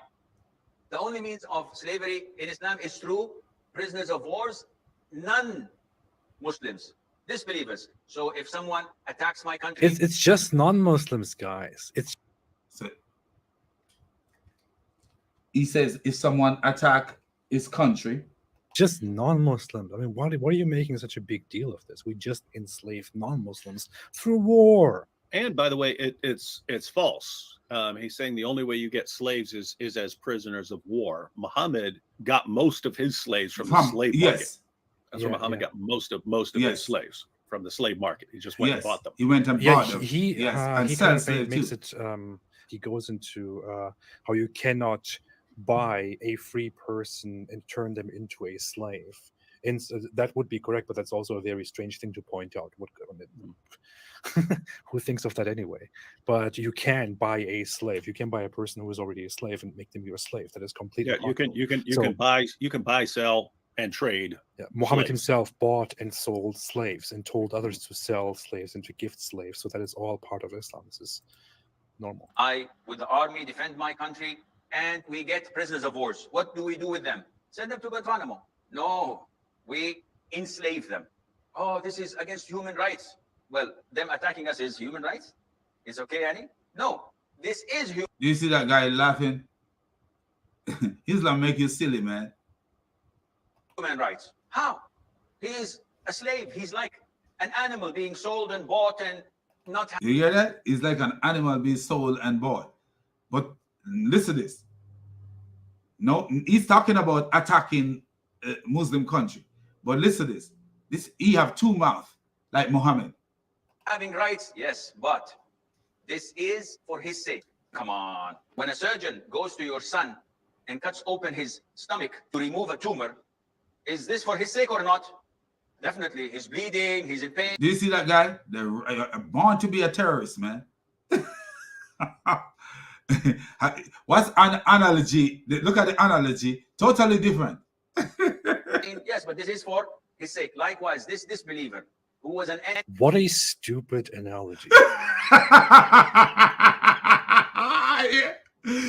And Muslim will make these kind of analogy so stupid. A surgeon going to your into my son and take out the tumor is the same as a person attack your country and he's captured. You know, so when Muslim attack another country and they're captured, they should be the other country should take them as slaves. And if they leave them in Guantanamo, so the people we that the United States take and have in Guantanamo, they should be over here as our slave. The Bible says, that's why Jesus says, do unto others as you like them to do unto you, man. This is the idiot. This dude is a total idiot, man. All these Muslims dawah are out here, preachers out here. They are big time idiot. Stupid analogy. Make no sense. Oh, take out a tumor is the same as enslaving a soldier who was fighting against you. How is that? How is that the same? You know, how is it?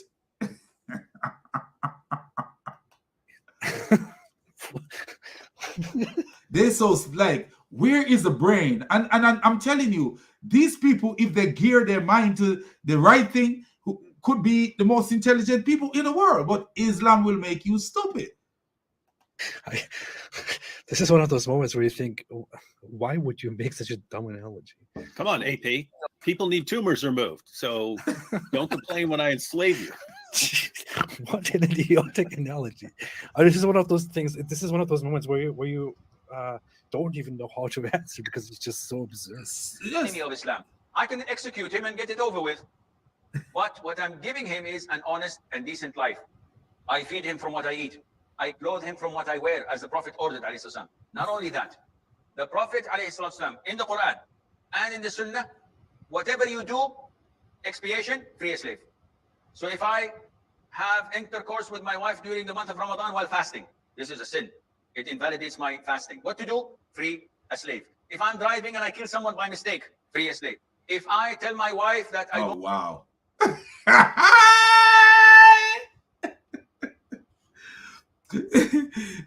If you cheated on your wife, kill a slave. If you free a slave. If you do this, free a slave. Free a slave. Free a slave. Do you see the stupidity of Islam, man? You see the stupidity of Islam. So what you do, you have people intentionally doing stuff and say, oh, you know what? I'm going to do it, but I could free a slave and I'm safe. Oh, wow. The slave should have been free in the first place because the Messiah said, do unto others as you would like them to do unto you. Way before Muhammad came along. don't want you and I am not even going to touch you. You are exactly like my mother. Then I feel remorse and sad and I would like to continue living with her, free a slave. If I say, Wallahi. So, that's in the Quran. That's in the Quran. Yeah. He's basically saying that freeing a slave is something that you can do to make up for something terrible, something bad that you did. This is not exactly a great point. Look, you can also give money in charity to make up for your sins. Does that mean you should not own money? You shouldn't own property? No, that's not it. That means that it is valuable, it is your property, but you should give it up and give it in charity so that you can make up for your sins. Likewise, you are also not discouraged from owning slaves. No, slaves are your property, your valuable property, and in return for certain sins, you can free a slave to make up for your sins because you're sacrificing your value. That's just showing you that slavery is bad in the first place because your sin is bad and the equality of your sin is to free somebody.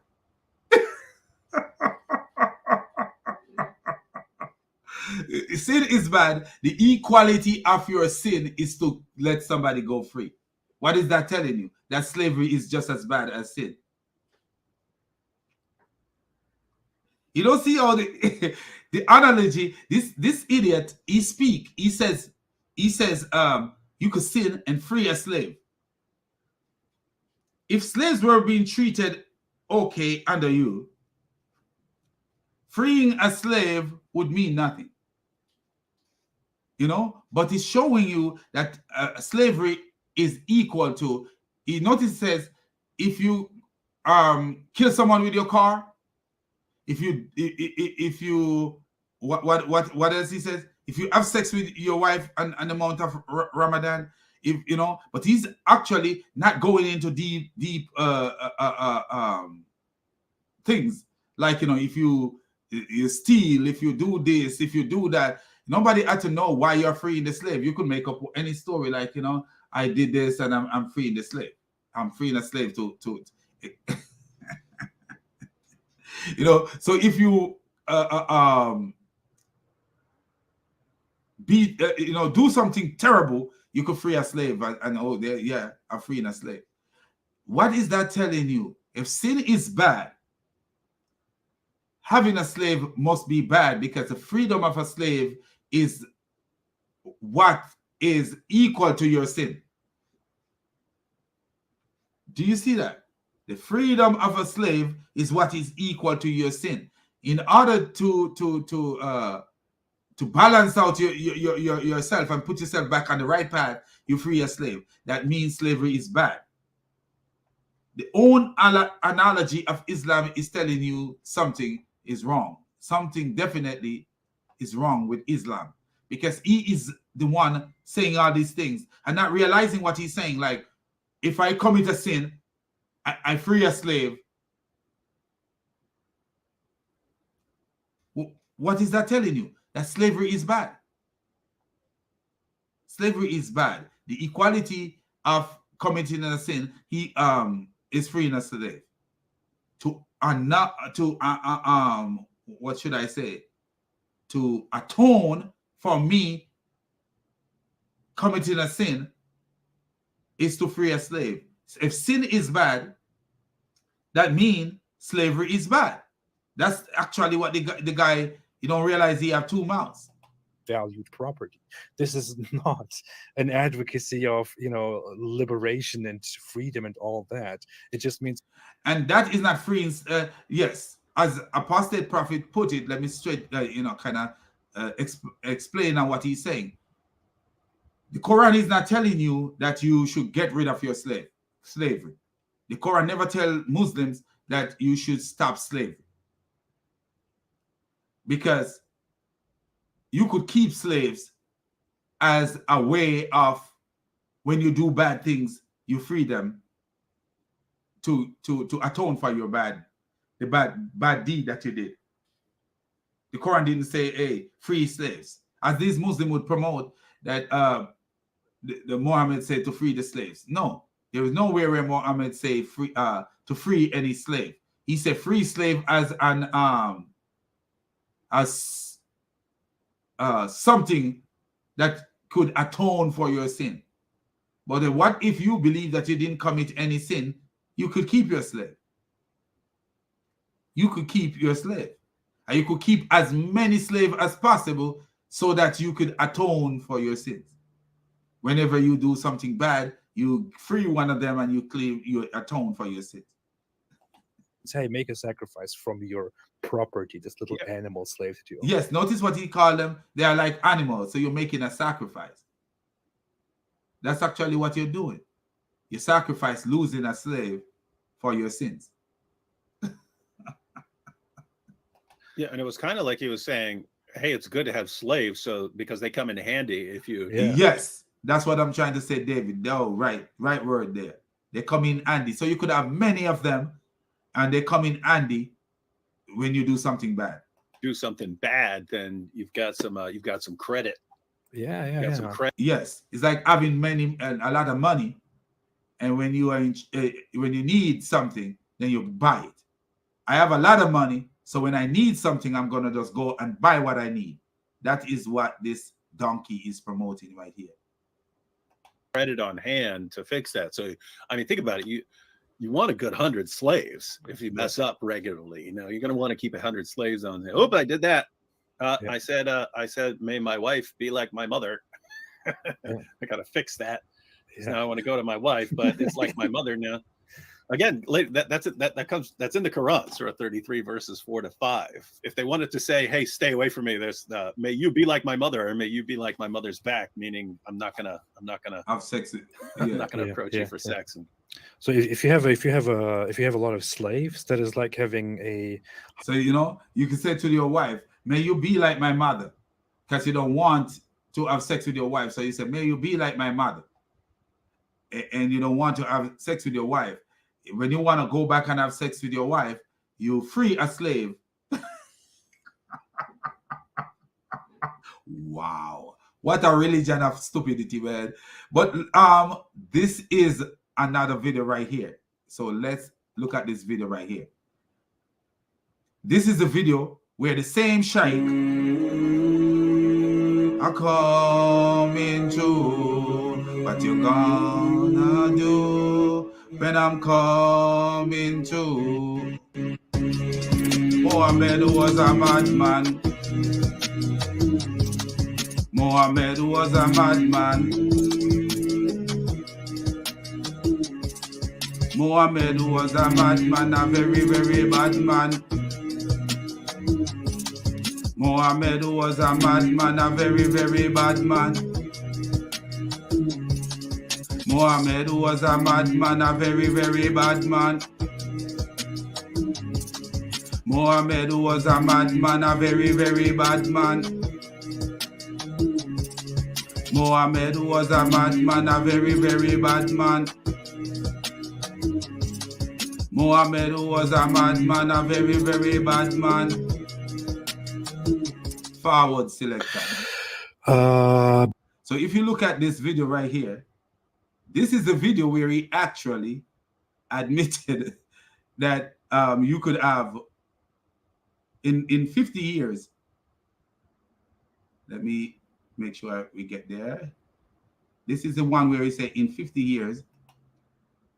We want to jump into watching this beautiful video in which this beautiful scholar with the beautiful beard. Hey, his beard is beautiful. I must confess that his beard is beautiful. I can't take that away from him. He do a better job taking care of his beard than he taking care of his brain. So listen, he's got water like me. Yeah. Yes. He got a beard like me. He has water. Maybe like a more better beard. He got a better beard. But man, his brain is off the chain. Yeah, he's got water. I got water. See, you mean all religions are the same. I got the mostest water though. You mean he has water? Maybe he's got Zamzam water, or the water. Remember, Muhammad used to take bath in that dirty water. There could be that water that he got. So be careful, friend. You don't want to have his water. Yeah, I can also relate to people who have water. He drinks water. I drink water. That's a very good observation. Okay, so are you ready to watch this, David? Yep. Fantastic. What is the true meaning of jihad? Can you please give us a Pause it. We all know the true meaning of jihad.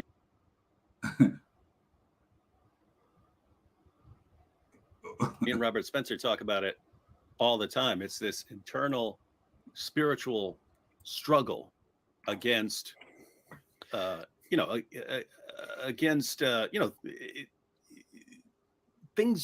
are things you have to struggle to get done, and you might not want to do them, and so you don't have the internal desire always to do these things, and so it's a kind of interior struggle, and that's why there was this big campaign. And that's what a lot of Muslims used to say, that jihad is about struggle and jihad is about dawah. You know, but when they cannot escape what jihad really is. This guy called King Kong said, "Els drinking Zamzam water." That's what came to my mind when I saw the water from that little well that Muhammad took bath, where they have dead dogs and menstrual ragging. The That's My Jihad campaign, where it was going on the sides of buses, in different places, where it was my jihad is to work out given my busy schedule. That's my jihad. What's yours? And so we all know from the campaigns in the West that jihad is an internal spiritual struggle, and therefore we're all jihadis. And doing your homework is jihad, for example. Yeah. Exactly. If this guy says anything different, then he's what we call a misunderstander of Islam. He's a kufar. Okay. jihad, and what is the main difference of jihad during the time of Prophet Muhammad ﷺ and the jihad in our time? Thank you. This requires a lecture. But in short, jihad linguistically is to struggle, and technically it is to fight for the cause of Allah. The Prophet said, alayhi salatu wasalam, to the person who asked him, "O Prophet of Allah, a man fights for the booty, for the money. A man..." What he meant by... You see that? A man fight for the booty.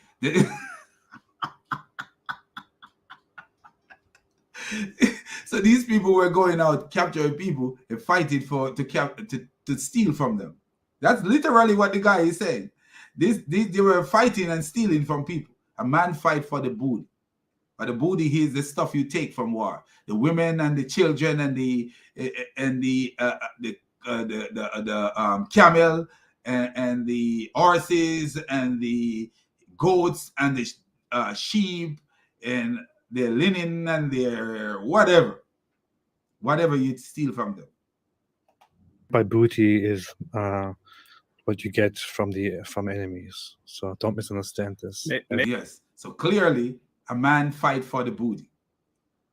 Muhammad was said, when he says, I became rich or something like that, my wealth from my spear. I got my wealth from my spear. Do you see that? So at the end of the day, what is jihad? What is it? What is the purpose? Because this man who is talking about, I fight for the booty. Maybe he's referring to his distinguished colleague, Sheikh Yabudi.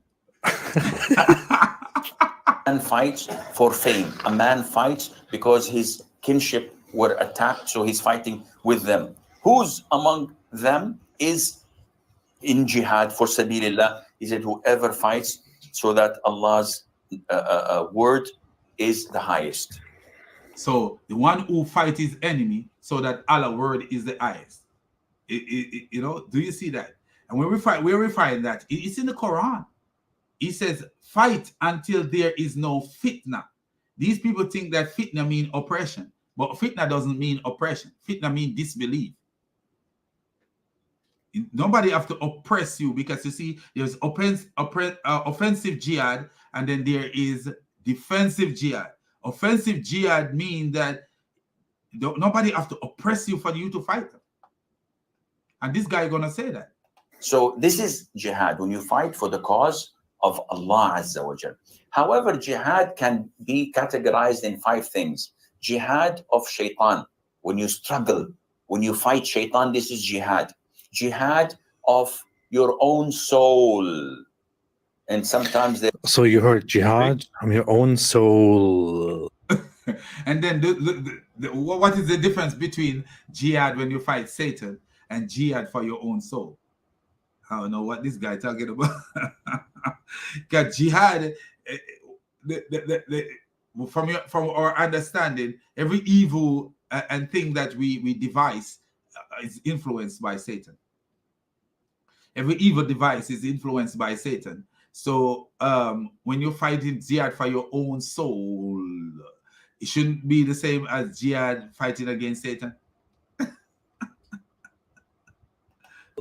That is one form of jihad. So when you have the inner fight against the inner Satan, the devil, and your own soul. So that's right. So that should be the same, not two separate. See, that's what I'm talking about. Peaceful internal struggle against other desires you may have. And who can complain about that? I mean, it just sounds good. You'd be a monster if you complain about that. We're all jihadis, man. We're all jihadis. These are all our tears. These are all our tears. Yeah. Here, let me focus. Oh, whatever. Okay. So we are all jihadis. Wait. Okay. Here. Do it again. Here we go. Okay. These are all our tears. That's amazing. They're both interlinked. Then you have jihad of the disbelievers, the kuffar, mushrikeen, enemies of Islam. Liar. And then you have the enemies of Islam. Who would say that? Only the jihad of the disbeliever. What does that mean? Jihad of the disbeliever. Let's hear. Who would say that? I wonder if there are any examples of enemies of Islam. Like, who would these people be? I bet Al-Dawa could tell us more about that. I wonder if we could find some one day. If we could go around and say, "Hey, who's actually an enemy here?" We could probably find jihad of the hypocrites who are claiming to be Muslims, but they're fighting and undermining Islam. And finally, you have most Muslims are hypocrite. The only Muslim right now apologist out there that is not an hypocrite is Daniel Ikikachu. For real. To be real. He's the only one who is actually teaching real Islam. Daniel Ikikachu is the only Muslim out there who is teaching real Islam. The rest of them, they're fake. They're fake. Because if you should ask this man, if I, a non-Muslim, should ask this man about jihad, guess what? He have a different story to tell me as a non-Muslim. For real. Uthman Fibin Farouk, he is a hypocrite. He's a you know, there should be a jihad against it.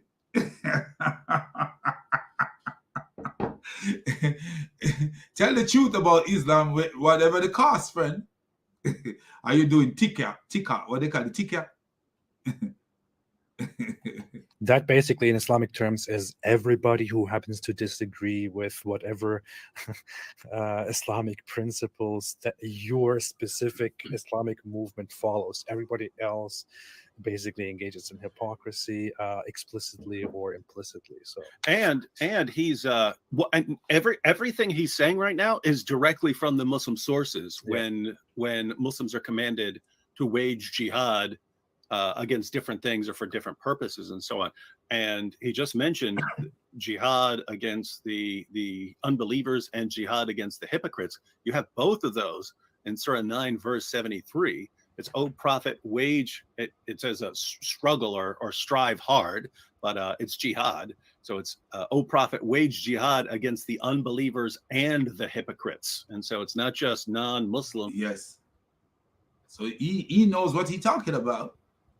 He knows when he said that the unbelievers and the hypocrite.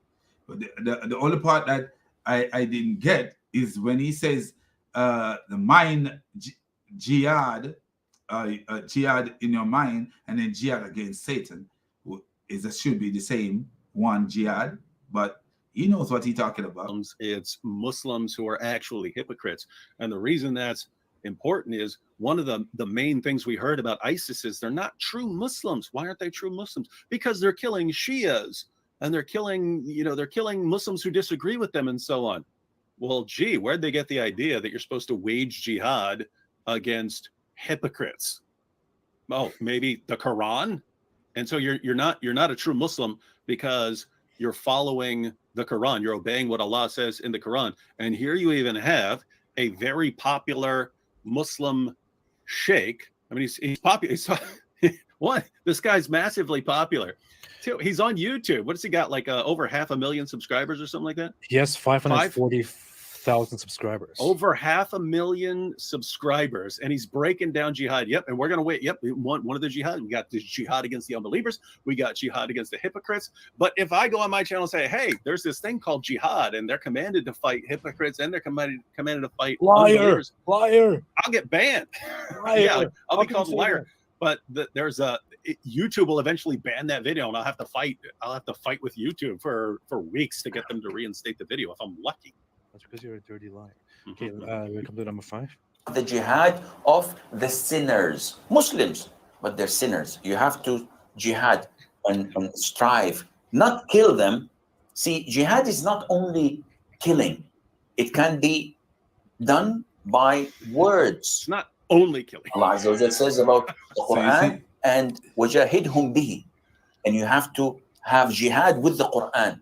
And the Prophet ﷺ used to encourage jihad by words, like Hassan ibn Thabit. He was the poet of the Prophet ﷺ, and he used to criticize the mushrikeen with poems, and it was much more harder on them than swords.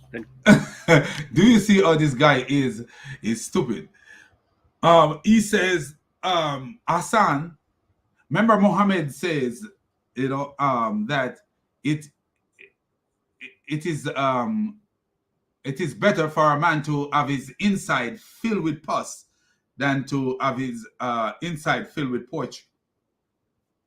But then he used to use Hassan to jihad the people with poetry. And then this idiot says, it is better for a person, it is more hard on you for a person to jihad you with their words than it is to kill you with their sword. Oh, wow. This is how careless these Muslims take people's life. A Muslim take a life of an unbeliever as nothing at all. Because he's saying that it is harder for you to say stuff against me. Who care what a person say against me? But would I care if someone attacked my home? Oh, yes. Yes. You say something against me, I'm cool. I ain't care about that. But you come into my house, my gun is coming blazing while you're coming into my house. So the idiot is saying that it is harder and the people to rage jihad using your words. So this is much harder. Harder on who? Harder and the people are harder and the Muslim. Killing them because people would circulate all this. I mean, yeah, like criticizing people in promise is much harder than killing them, of course. Do you see this guy is an idiot? I tell you, they leave their brain somewhere, the full capacity of their brain. Some is lost somewhere when they become Muslim dawah preachers. How naive and stupid can you be that you believe within yourself that to rage a war on a person physically is less than using your words against them? How? And then look at that smile on his face, talking nonsense. Who can doubt that? The issue is I'm a little bit disappointed. He's normally a very honest man, but he immediately jumped into just words, although he clearly knows that and also says and advocates for the idea that Muslims who are sinners within an Islamic society should be disciplined in several different ways, including by lashing and hitting and beating and reprimanding and this and that. Yeah, because even Muhammad used to beat people. Muhammad used to beat people and terrible beat people and invoke curse on them. So, and he's the example to follow. So I don't know why he is actually teaching that kind of stuff, you know, as if he's trying to sugarcoat Islam, but at the same time, he is telling you some things that is truthful about Islam, you know. So if you look at let me read one hadith and show you where Muhammad used to beat people. I think I read this hadith so much time. It's crazy. Abu Hurairah reported Allah Apostle as saying, O Allah, I make a covenant with thee against which thou wouldest never go. I am a human being, and thus far a Muslim whom I give any harm, or whom I scold, or upon whom I invoke a curse, or whom I beat. So he invoked curses on the Muslims, and he beat them. Make this a source of blessing, purification, and nearness to thee on the day of resurrection. Sahih Muslim 32, book 6290. Number 6290, sorry. Sahih Muslim, book 32, number 6290. And that's not the only cases. Muhammad was doing that to people. So I don't know about this imam. That's why I said Daniel Ikikachu is the most truthful Muslim that I know. Daniel Ikikachu, you watch him, he will tell you what Islam is. He will tell you that Islam doesn't want women to be educated and be rulers. He will tell you the truth about Islam. And I mean, he's right. He said jihad against sinners, and it's not just killing. And that's right. It could be chopping hands off. It could be lashes. It can be all kinds of things. But I mean, it's a pretty good breakdown of what the Muslim sources say about different kinds of jihad. The thing is, we're told that like 3 of these things don't exist in Islam. That's what we're told here in the West. Absolutely. said so and so about your family. They said so and so about your fear and being coward and running away from battle. And all the Arabs would talk about it. So poetry at the time was like CNN, was like, you know, news. And how does that affect anybody to the point of killing a person? Agencies. So these are 5 types of jihad that we make.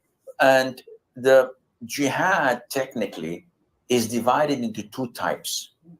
In Arabic, they call jihadul dafa', and the second is jihadul talab.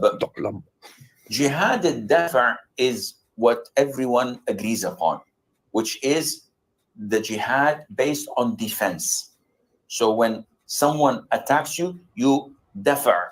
Dafa', you find it in the doors, idfa', meaning push. So far, this is what most Muslims will usually say. They say, thus far, many Muslims will agree, and they will say, yeah, well, it's defensive. It's, if we are attacked, then we fight in defensive wars because we have to protect ourselves. We have to protect our religion and our community. And who can argue with that? I mean, defensive. Right. Like, I would not argue with a person attacking a Muslim country or Muslims and they're defending themselves. What? You can't argue against that, you know, because they have a right to defend themselves. You know, everyone have a right to defend himself. So if a person, if like, for example, Uthman himself, if Uthman was being attacked, because Uthman stopped the recording, so no one knows what happened. If he was being attacked, as I say, attacked, because I've seen people blow up and run up to people and back down. You know, so if Uthman was being attacked, he have a right to defend himself. I totally agree with that.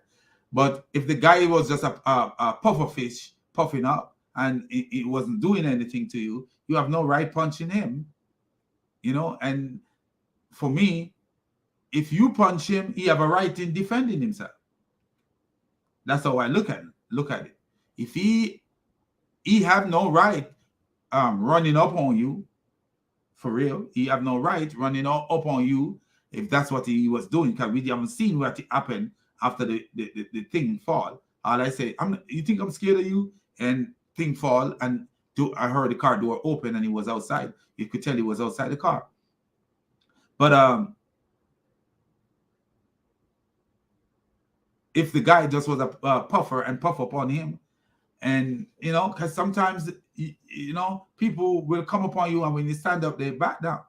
You know, so but if the guy came upon him in any way or form to hurt him, he have a right to defend himself.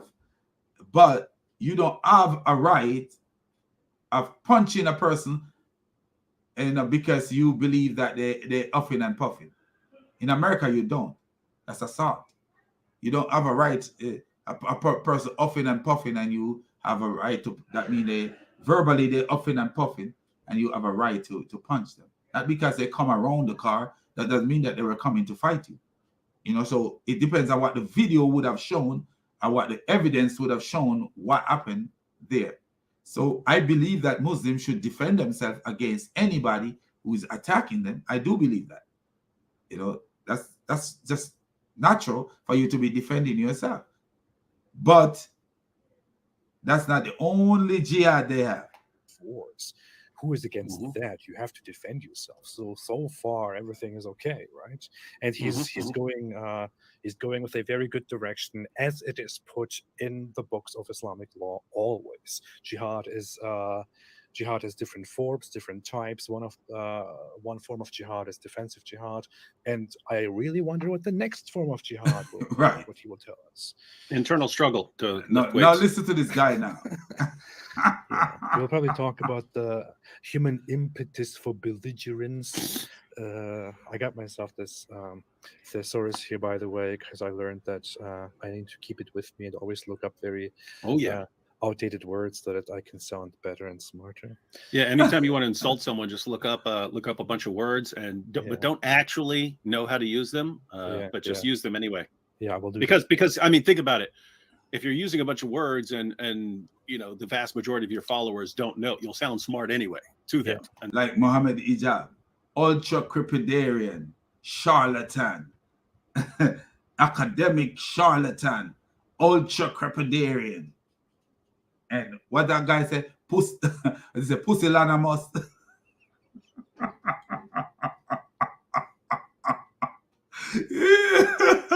What is him? Ali Dawa say I never look up that word that he keep mentioning. I think he said pusillanimous, something like that. I might be calling the word wrong. But man, ultra crepidarian, man. And that's the point. I will use words that nobody will understand, which eventually lead to the fact that my viewers think that I'm very smart, so they will follow me and applaud me whatever I do. And now those who are actually educated, like Michaela Peterson, if she were to hear you, she'd think you're an ultra crepidarian. Perfectly put. Right. So someone attacks your country, attacks your family. What do? It's legitimate. Even the kuffar say you can do it. That is to defend yourself. So even the kuffar, like me, believe that you should defend yourself. And that's right. This was found at the time of the Prophet ﷺ, and it's found until today. The other type of jihad is the one that everyone trying to hide. They're trying to hide. Why are they hiding it? Wow. Oh, they're trying to hide it. What did he just say? He's trying to say that Muslims are trying to hide it. Yes, Muslims are trying to hide it. And this is why when David would ask Hutman about jihad and stuff like that, and people killing people and attacking people, he actually says no, he don't believe in enslaving anybody and all the stuff. He said he don't believe that. He didn't, because he's trying to hide that one. If a person refused to pay the jizya, you fight them and enslave their women and children. And Uthman agreed with that on the Twitter, but then later said he don't agree with it when David would ask him about it. But then he's gonna say that he didn't say that. He didn't say that he didn't agree with it. What he said was, I don't have an account. My intern did that. I delete all this account. I delete this and that. But your intern is using your identity to make tweets. Wow. Let's see what that is. Hang on. So hang on. He's saying there's a kind of jihad that Muslims are trying to hide. They're trying to conceal it, right? Now your average Muslim may not. And why would you try to conceal something if it's not bad? See, the first jihad, they could talk about it so easily because everybody agree with that kind of jihad. But then the second jihad, they're hiding it. Why are you hiding something like this? Because it's contrary to realism. It's contrary to the real world. That you and it's a terrorist activity. That is what considered to be a terrorist activity. I believe that this kind of jihad exists. So your average Muslim may not be trying to hide it. He might sincerely believe that there isn't this kind of jihad that he's talking about. But so he's got to be referring to knowledgeable Muslims who are aware of what's in the Muslim sources, and so what's in the Quran, what's in the Hadith, what's in the Sirah, what's in the Tafsir, talking about Muslims who actually know about this type of jihad and yet are trying to hide it because they know that their ideology might be open to criticism if they were honest about it, so they're deceptive about it. But I don't know. What's he going to say? I don't know. I'm really curious. What's he going to say? So the type of jihad that everyone wants to hide. Let's retake that quickly. Everyone trying to hide, and it's called Jihad al-Talab. And this means that the jihad of pursuing, running after. And this jihad was at the time of the Prophet ﷺ. And it's in the Quran. It's in the Quran. He said, when the sacred month is past, he said, pursue the believer wherever you find them and lay ambush for them in. So they were doing these offensive jihad where they were attacking people for no reason at all. That's why when Muhammad says, kill any Jews that fall into your hand, you see that man got up and killed his business partner, a Jewish man who was actually his business associate. He killed the man. And when his brothers said to him, like, how could you do something like that?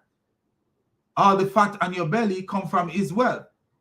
The Muslim said to his brother, if the one who asked me to kill him had asked me to kill you, I would have killed you.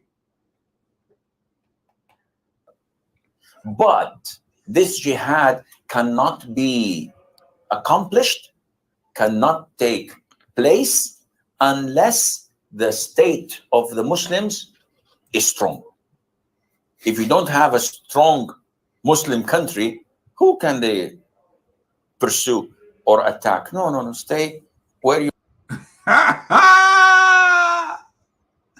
are. Just try to fix yourself, enrich your people with Islamic knowledge and Iman, then you can go. And what is the reason behind such jihad? Reason to call them to Islam. It's for da'wah. Do you hear that? It is so attacking people is for da'wah. Attacking people and subjugating people is for da'wah. That's how Islam spread.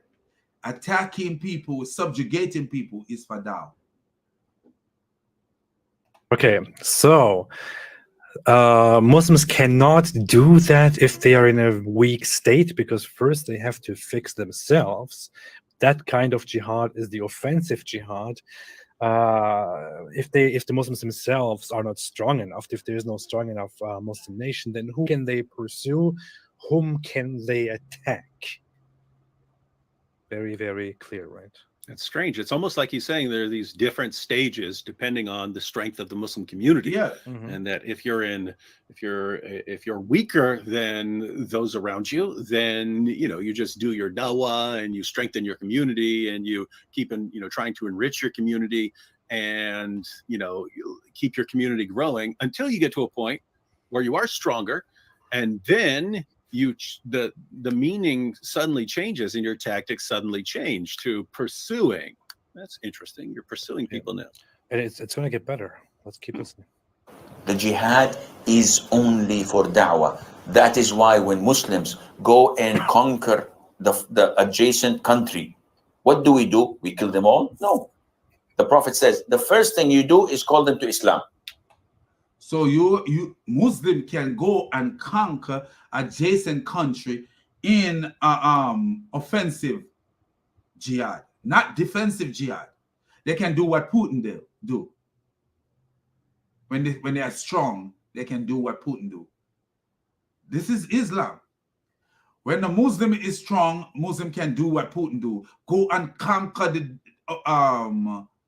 adjacent country. Not because this country is warring against you, but because that's a form of dawah. That's what the guy is saying. It's a form of dawah. It's a form of spreading Islam. If they accept it, leave them. Khalas, they're Muslims. We go.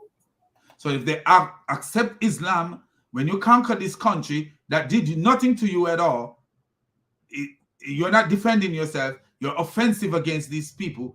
When you conquer them, if they accept Islam, you leave them be. They're Muslim, you go. And listen now. We don't want your country. We don't want your land. We don't want your wealth. If they refuse. You do want the wealth. You take zakat. You lie. Hold on. Notice what he says. But if they refuse, what he gonna do? Look what he's gonna do when they refuse. And finally, enough. I talked about this recently with a. And they do want their wealth, because when you conquer their country, then all of a sudden they gotta pay zakat. They gotta pay zakat. It's obligatory that they pay zakat to who? To the Muslim ruler, whoever the Muslim ruler is, so to the Muslims. That's who they pay the zakat to. So you're looking for their wealth. And what goes back to them? Who knows what goes back to them? At the end of the day, do you see, this is what Islam is. This is really what Islam is. Islam is something that's spread by violence. If there is any opposition, then violence must ensue. When Islam is powerful, violence must ensue. Like, you know, for real. They will conquer their countries adjacent to them, just like Putin did. Just like Putin is doing. So what Muslim is against what Putin do? Show me the Muslim that is against what Putin do. With a scholar too, and we'll do that again. But that's never how it really looked in Islamic history. First off, you don't go to a neighboring nation and ask them to accept Islam, and they're like, oh yeah, sure, okay, whatever. That's usually not how it goes. But even if so, what they originally did in history most of the time is to declare war and attack and invade the population, and then talk about accepting Islam. They didn't go to their door and be like, hey guys, we want to ask you something. Could you please convert to Islam? Like the Jehovah's Witness. They didn't come like the Jehovah's Witness at first. But what the guy is saying is actually supported by the Quran. It's actually supported by the Quran. The Quran says, fight until there is no more fitna, until all religion belong to Allah. A lot of these Muslims, because they're deceptive, they will tell you that fitna means oppression. But look how we can tell, but look at the translators. Some translator translate the word fitna as disbelief. So fight until there is no more disbelief, and all religion belong to Allah. But why do we know that fitna means disbelief? Because if there is no more disbelief, automatically all religion belong to Allah. That's how you need to analyze a verse. If there is no fitna, if there is no disbelief, automatically all religion belong to Allah. But if there is no oppression, it doesn't mean that all religion belong to Allah. Because if a Christian population is not oppressing the Muslim, all religion doesn't belong to Allah because they are Christians. And Muhammad asks, and if they are disbelieving Christian, but they're not oppressing anybody, they are not persecuting anybody, that doesn't mean that all religion belong to Allah. But if there are no disbelief, then all religion belong to Allah. So that's why the translation that say fight until there is no disbelief and all religion belong to Allah is the right translation. The one that say fight until there is no persecution and all religion belong to Allah, that is stupid, because there can be no persecution, but yet still all religion does not belong to Allah. Because if a Christian population is not persecuting the Muslims, then all religion is not Allah. But they still disbelieve, because notice what the Quran asks Muslim to do in 9:29. He said, fight those of the book, people of the book, until they confess, I'm paraphrasing, that there is no God but Allah, and Muhammad is the messenger. Until they submit and let me actually, since I'm paraphrasing, I don't like paraphrasing stuff. So look at this verse right here, and you will see. He says, and this is Sahih International I'm reading, fight those who do not believe in Allah at the last days. I don't believe in Allah. I don't believe in Islamic God and the last days. And who do not consider unlawful what Allah and his messenger had made unlawful. Allah and his messenger make Jesus, worshiping Jesus unlawful. I don't make that unlawful. So you need to fight me. And who do not adopt the religion of truth? Who do not adopt the religion of truth? What according to them, what is the religion of truth? Islam. If truth was Muhammad's mother, Muhammad would not know truth. From those who were given the scriptures, so from those who were given the scriptures, the Jews and the Christians, fight until they give jizya willingly while they are humbled. And some say willingly while they are brought low. Pictal says while willingly being brought low. That means you're humiliating them. And Yusuf Ali says, and feel themselves subdued. But what we are trying to say here is Muhammad is telling people, because this is Muhammad's word, there's no Allah. Muhammad is telling people to fight those who do not believe in him and his God. And those who, so we are seeing this, that Muslims are supposed to fight. That's fight the unbelievers. So why are they not fighting? It's because they are, especially in America. Why are they not fighting? They are not in the position to fight. If they were in the position to fight, they would have caused a havoc in this country. And this is one thing where you see in America, Americans have the freedom to buy guns. You know, a lot of people have guns maybe bigger than the police guns, you know. And if Muslims are to take it upon themselves any day at all and try to fight like this stupid Quran tell them to fight in America, if they try to fight here, they would be the most dead Muslims you have ever seen. It would be so truthful, because America is no place you can push nobody over. If Vladimir Putin had invaded America, what do you think would have happened? What do you think would have happened? The citizens themselves would have raged a fuck on them, because there's people here with guns, huge guns.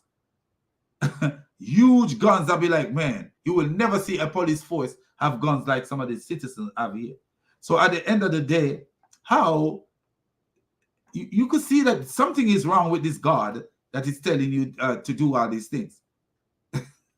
Because the God was limited to the time of Muhammad, not the time now. The God don't see that, hey, you can push people over. This is the world we're living in, where you don't push, everybody can't be pushed over. So that we don't have to fight. That's usually not how it goes. It's just an unrealistic, an unrealistic way that things would go. And you will also find in the hadith, this is actually what Muhammad says. He says, when you encounter the enemy, invite them to Islam, otherwise fight them, and so on. And we can get to that in a second. But that's never really how it went in history. Yeah, and you can imagine, because you wouldn't accept that as sincere. You know what I mean? If it's, hey, I've come here, and you either convert or I'm gonna chop your head off, take all your stuff, and I see you got a lot of stuff here, and I'm gonna take your wife and your daughter, and they're gonna be my sex slaves now, and so on. Or you can recite the Shahada. No, but historically, that's what Muhammad was telling the Jews. Let's quote Muhammad. Let's quote Muhammad. Historically, Muhammad did what this guy is saying to the Jews. He did. Let's read the hadith.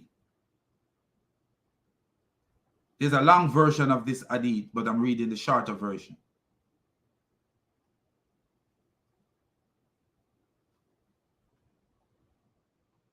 So this is Sahih Muslim, Volume 4, Book 53, Hadith 392.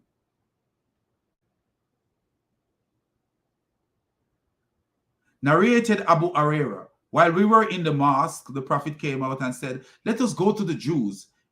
And we went out till we reached Beit ul-Madras. He said to them, if you embrace Islam, you will be safe.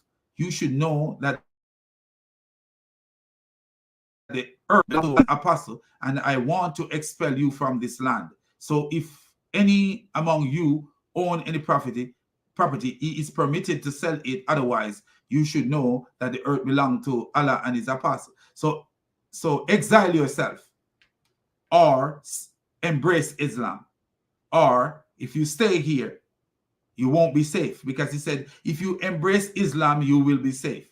So if they did not embrace Islam and stay in his land, he gave them 3 options.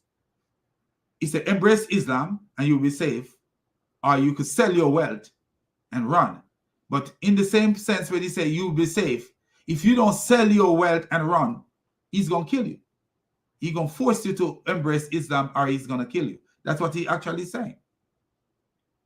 Embrace Islam, you will be safe. Why? You should know that the earth belongs to Allah and his apostle, and I want to expel you from this land. What is that telling you? He's expelling them. But he's giving them an option to run themselves. So if any of you own some property, it is permitted to sell it. Otherwise, you should know that the earth belongs to Allah and his apostle. What does that mean? Permitted to sell your land or run. Permitted to sell your land and run, or since the earth belonged to Muhammad, he can throw you out of it. Because he said, you should know, he says, I want to expel you from this land. And how do you expel somebody? If they put a resistance against you, then you murder them. You put a resistance against you, then you start murdering them. This is like, okay, I'll recite the Shahada, and then you'll move on from my country, right? Like, no. Yeah, that's no. not really. We don't want your land. We don't this. No. The moment you take they get you to become Muslim, they take over your country. And if they can't do it that way, they fight you to till they invade you and take over your country. That's like Vladimir Putin idea. Really how it works, bro. Allah obliged upon you to pay taxation, jizya. Stay kafir as you wish, no problem. But you have to give us a percentage, and this percentage by... Look at that. So you come and invade a country and kafir if you want, but you have to pay jizya.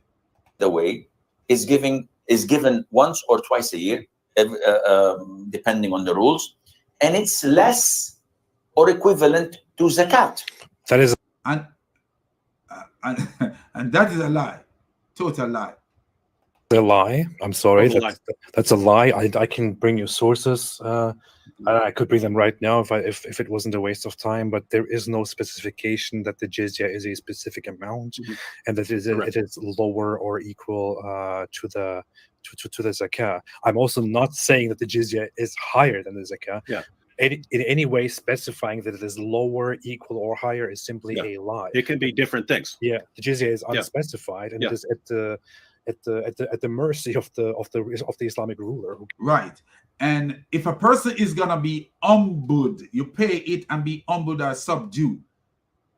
You think they're gonna tell you, oh, pay this small amount? No, they're gonna make you pay things to keep you poor, keep you at the poorer class of the society. You became a nobody because the amount they're gonna take from you, you became a nobody. I hear them say, oh,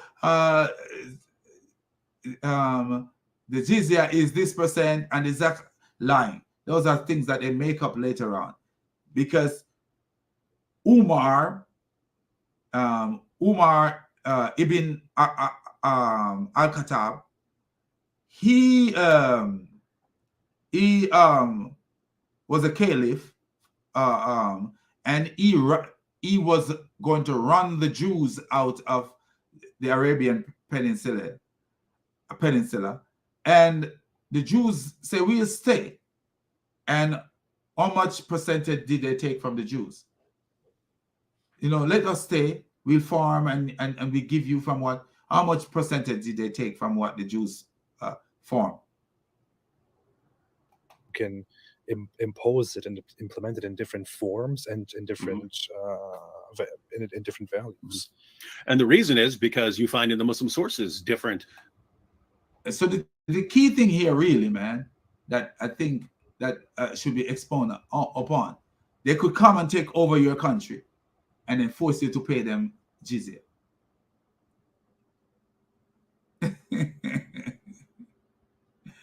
Values. And so just to show that he's lying, the Jews of Khaybar who were subjugated and then they were made dhimmis, they had to give 50% of their crops. So that's more. Oh, that's the case, yeah, right there. Yeah, that's more than you would pay in zakat. So exactly. This is what the Islamic scholars in history have agreed upon, and you can find this in the most basic. I believe.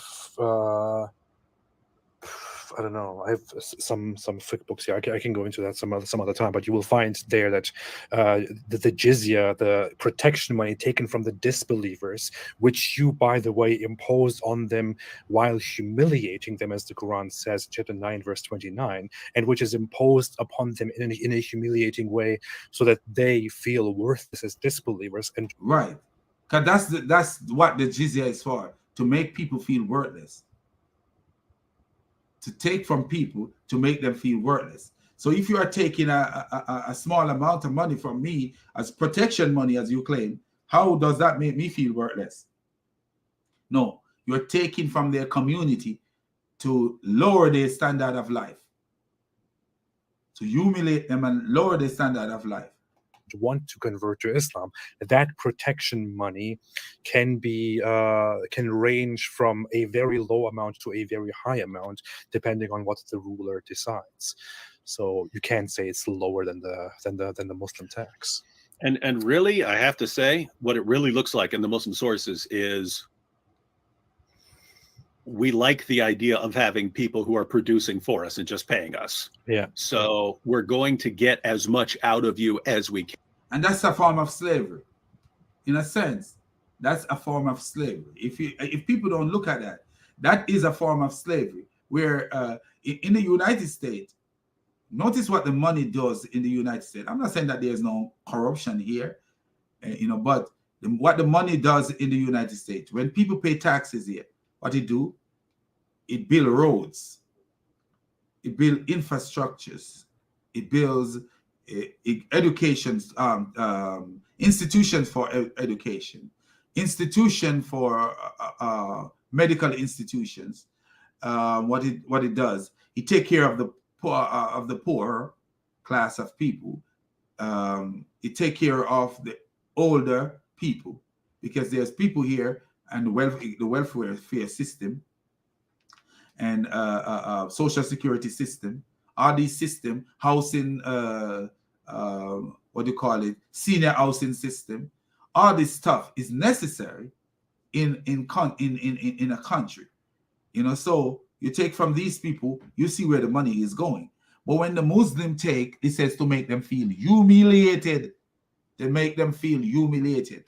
So it's not something that you get back from if you are being humiliated. It's something that they take from you. So you work your money. They take from you while they have their own society and you have your own society. Because literally, that's what it is. Literally, that's what it is. You are not free to do what you want to do, because you can't build churches. You can't propagate your religion. So they subdue you, have you humble, treat you like a slave. You're working to feed them, because a lot of them don't do nothing, but you are the one working to feed them, working to take care of them. So that's what Muslims have been doing. There's a hadith, I tried to find it the other day, where Muhammad said that the one who have farming equipment in his home is cursed. There's a hadith that says that Muhammad did not believe in farming, and so Muhammad believed in wars and stealing from the people who farm. So the people farm and Muhammad steal from them. Muhammad exploit from them to jizya and other endeavors. So the Muslim community was living off the non-Muslim community. And in a lot of times, they didn't want these people to convert to Islam. They need them for their survival. If you're generally poor, if it's a poor area, we can't get a lot out of you. Okay, we're gonna charge you a little bit. If you're wealthy, we're gonna raise that up again. But it sounds like we're gonna get everything we can out of you without you just leaving and joining a different military or something like that. Yeah, I forgot his name. What was his name? I just talked to him. I just had a conversation with him a few months ago. The same scholar who wrote the book in God's path, how the Islamic history and how it spread and all that. He explains and specifies also that it was the Islamic idea at the beginnings of spreading Islam that you should make subjects of the disbelievers as much as possible. And the first Muslim populations, the first Muslim people, those people who spread Islam were actually against the idea of quickly converting everyone. They rather wanted people to stay non-Muslims and give them more, give them money and give them their goods and whatever they can, because they cared about enriching themselves, because they couldn't see any other way of enriching themselves if everyone just converts to Islam. So yeah, and you see that it's an exploit. It's a very, very deceptive and clever, in a sense. When I say clever in a bad way, way of exploiting people. Muhammad found a very clever. I don't know what happened to Muhammad, after his wife died, because what happened to Muhammad before Khadija, you could see demonic sources in it. But after his wife died, I think something happened financially and all the stuff with Muhammad. And Muhammad decided, like, okay, I could do this. This is how I could do stuff. I could exploit these people if I have the people around me. And as men from a sexual society, because you could tell that it was a very sexual society. And why I know that? Muhammad was boasting about Gabriel gave him the sexual strength of 40 men. Muhammad, the men were saying that Muhammad have sex with all his wife in one night. You see, there was a big sex theme around the time. And you see the way the men capture women and want to have sex with them, and Muhammad give them the okay to have sex with them. You see where Muhammad was walking around with semen on his clothes and stuff like that. And they were asking Muhammad about the semen on Muhammad's clothes. And you see that there was so much of sex in the environment. So Muhammad realized that, hey, I could get into the mind of these people and promise them sex, and they would fight for me, and I would promise them booty, that they will get riches from what the people they capture, and they will fight for me, and if they die, they are getting provision from this God. When they die, they are off somewhere. Sorry, when they die, they're not really dead. They're off somewhere getting provision. Muhammad realized that he could use that and have the people exploit each other.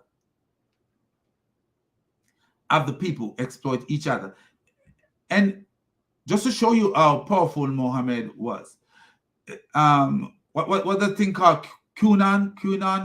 I didn't put too much, like reading about that thing. I didn't. Because I realized that, man, how powerful one person can be. Because this didn't come from two persons. One person, everything have to come from one mind. Started from one mind and then go to other mind.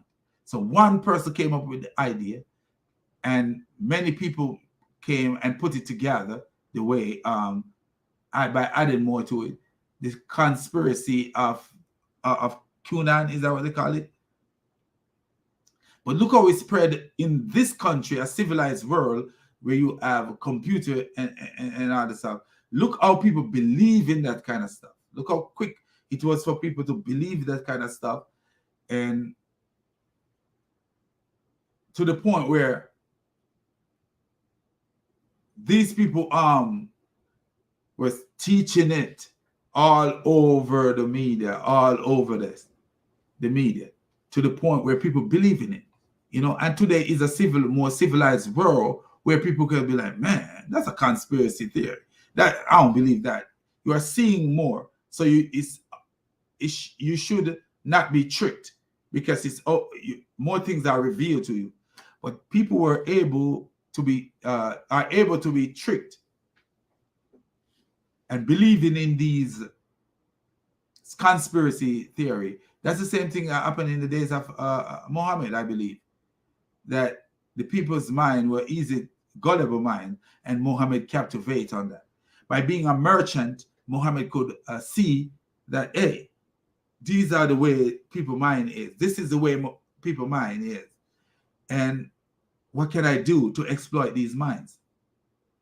There's that. And yeah, and there's a parallel when it comes to slavery, that there were times when they didn't want slaves converting to Islam, because Exactly.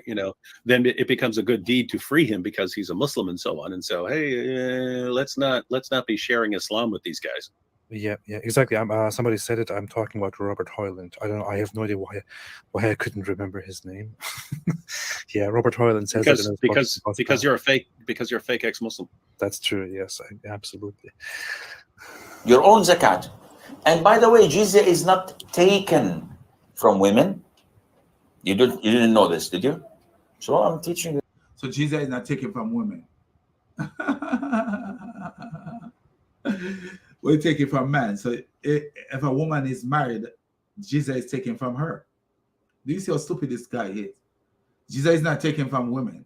But if a woman is married, jizya is taken from her, because anything is taken from a man is taken from a married man is taken from his wife.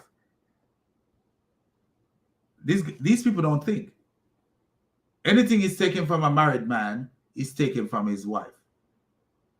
Anything is taken from especially in a society like American society, if jizya should come here, anything is taken from a man is taken from his girlfriend, because they have girlfriends in these societies, and it's taken from his children. New things, mashallah. Sheikh Scholar is a very big scholar. Anyhow. He said this scholar is a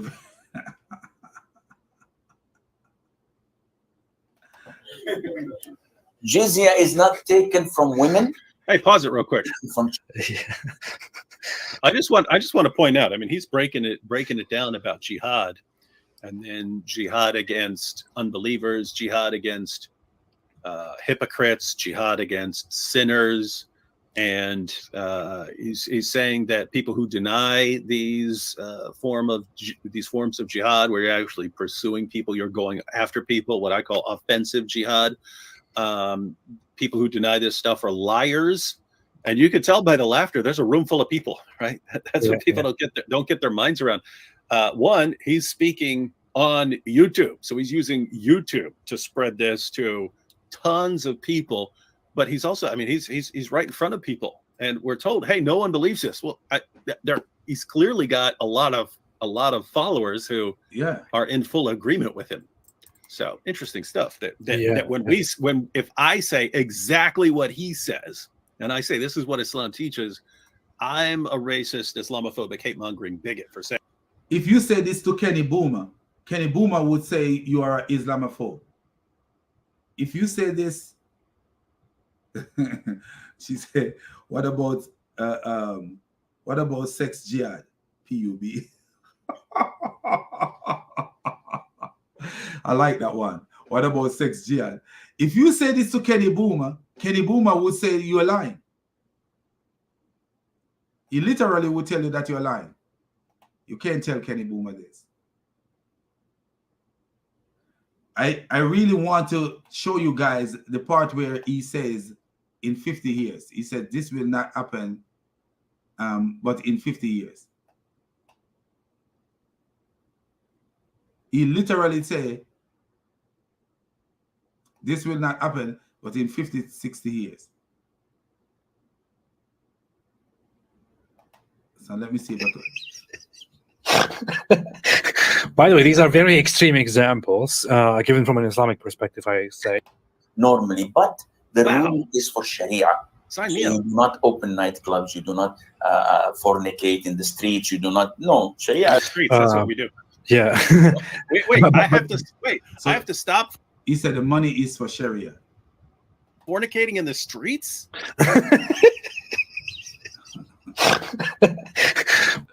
So you got to stop fornicating in the street. You go fornicate in your house.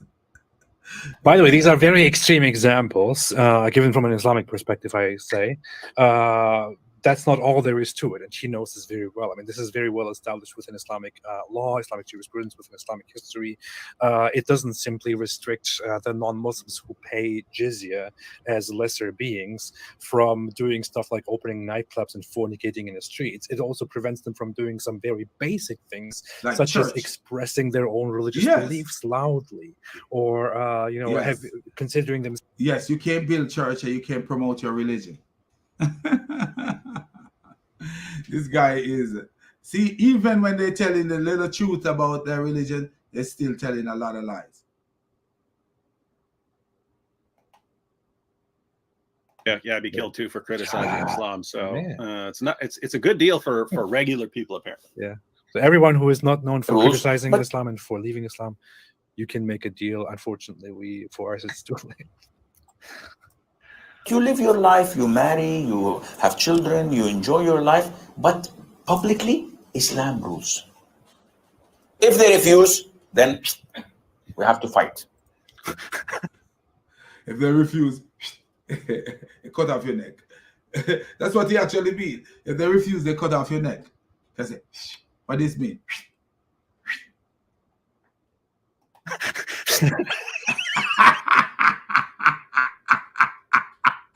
What does that mean? If they refuse, you cut off their neck. I don't even know what I'm laughing. I'm gonna make you an offer you can't refuse. If you refuse, I mean, can you? Well, I guess sign me up then. Can you see this? I mean, I'm just laughing because it's so absurd that. If they refuse, then we have.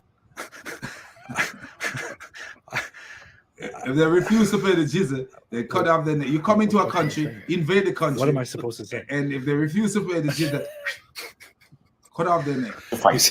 You say, yeah, we fight you. We agree. That is the rule. Capture you become our slaves, and we take your land, and you take because you refuse. I give you two good options. Two good options. This is the strength of Islam. But nowadays, forget this. Maybe, in the so. Here, this is the strength of Islam. This is the strength of Islam, everybody. Why do you even complain? I mean, we come to your land, we invade you in your safety, and we give you two good options.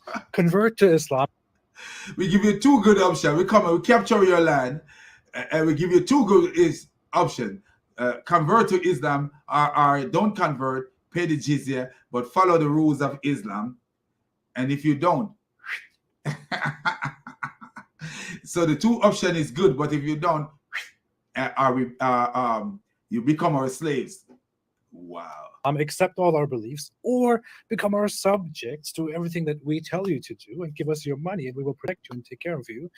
If you don't do that, we will fight you and turn you into a slave, kill you and enslave you. But I mean, isn't this so reasonable, guys? You tell me that's not terrorism.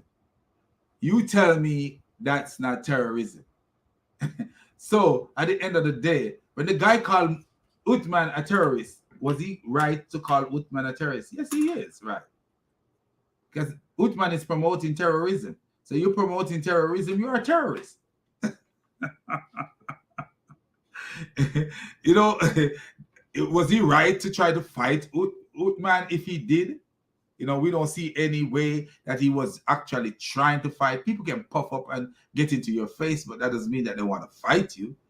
You know, but that's what we see here. So if you understand Islam from this perspective, where the guy said to Hutman, I saw your video, you're a terrorist. So if you understand Islam from that perspective, is Hutman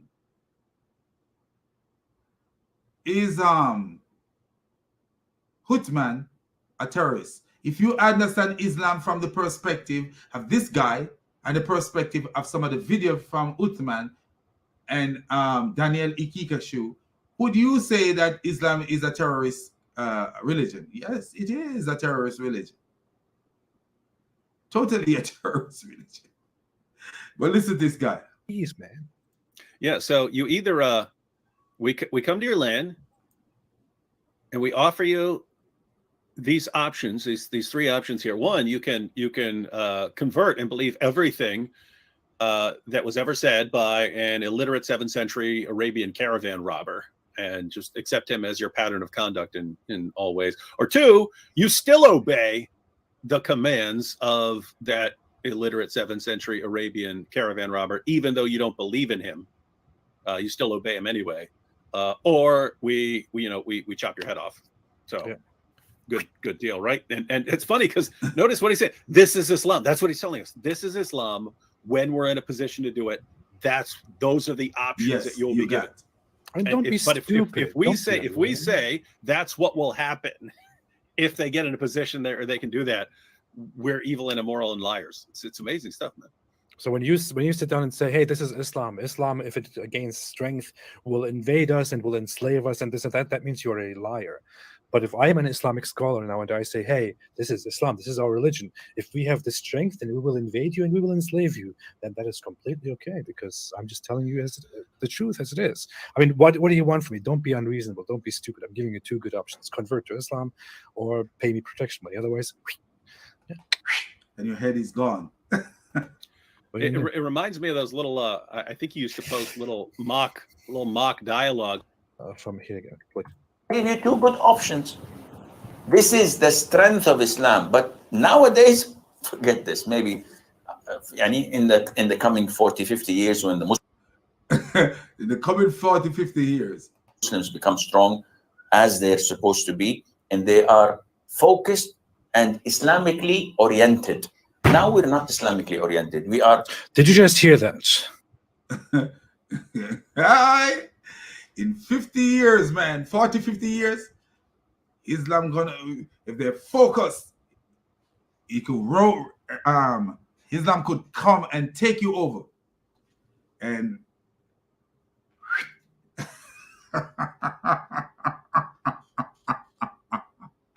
and this is why they say we should not be, they call us Islamophobe. How can you call anyone an Islamophobe?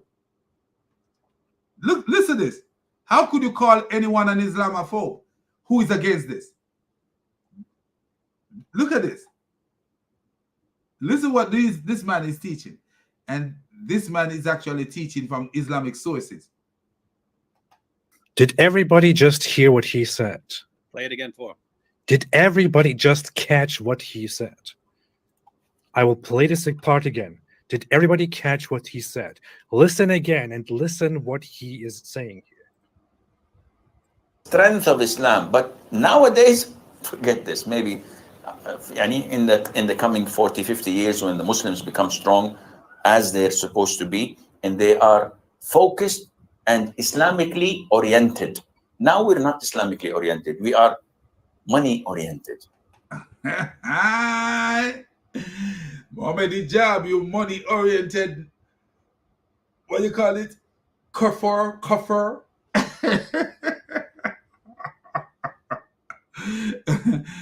Stop being more money oriented, Hijab. Come on, man. And Ali Dawa, stop being money oriented.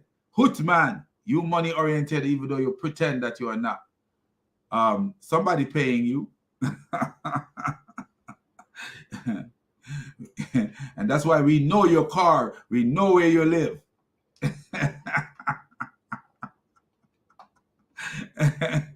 Oh man, this guy's in 50 years, man. 40 to 50 years. We want to live comfortably, have a good car, have a good house, have a good salary, and let everybody else die. I don't care. Because you Okay, and let everybody else die. I don't care. will play this again one more time from a better point. refuse, I give you 2 good. We have to fight. If they refuse, then we have to fight. And if we fight you, then we capture you, you become our slaves, and we take your land, and you take because you refuse, I give you 2 good options. This is the strength of Islam. But nowadays, forget this. Maybe in the coming 40, 50 years, when the Muslims become strong, as they're supposed to be, and they are focused and Islamically oriented. Now we're not Islamically oriented. We are money oriented. We want to. So what this scumbag is saying basically is that's rude. And I love that name, a scumbag. And all these people are scumbag. They really are scumbag. You know? So 50 years from now, they come into your country, invade your country, and invade countries that they can invade, and they force you to become Muslims. And if you don't,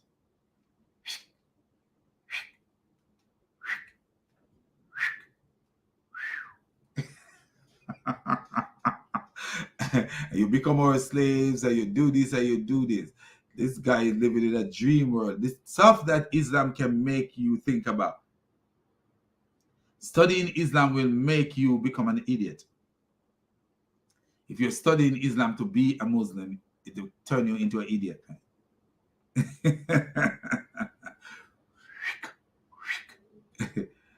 The only thing you should be studying Islam for is to teach Islam, to reveal Islam. Misunderstander of Islam is what this misunderstanding scumbag is saying here is basically, right now we are not strong enough and we are not good enough as the Muslims. When the time comes, maybe in 50, 60 years, when the Muslims are strong enough and they have gathered themselves and they have become good again, they have become Islamic enough again, then you know what, you guys, we will come to you. We will give you 2 options: convert to Islam or become our subjects and pay protection money. If you don't do that, we will fight you and kill you or enslave you, which includes, of course, raping your women. I mean, yeah, it's of course obvious. And I mean, who are you to complain? We give you 2 very good options. And this is not right now. Don't worry right now. This will probably happen in 50, 60 years when we have become strong again, as we should, as the Muslims. Wow. This is what this guy is basically saying. He's saying within the next 50, 60 years, the Muslims might become strong again, strong enough to invade and to convert. This is a forcible conversion or subjugation. Forcibly convert or subjugate or kill and enslave the enemies of Islam, which means all those who reject Islam.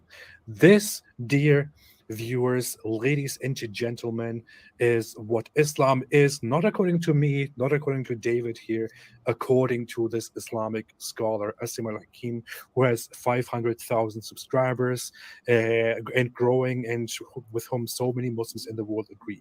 50 to 60 years, and Muslims like him will invade us and enslave us in the name of Islam unless we obey them. So, straightforward, you hear it from the Muslim now, man. What you gonna do? What you gonna do about something like that? Why are we not supposed to be, quote unquote, we don't have a phobia, but being called Islamophobe is no problem, because what we are teaching about Islam is coming from these people's mouth. Islam will enslave you, will come into your community and enslave you. Islam will come into you. That's what the guy says. Islam will take over your country, and if you don't follow their rules, they will enslave you. Or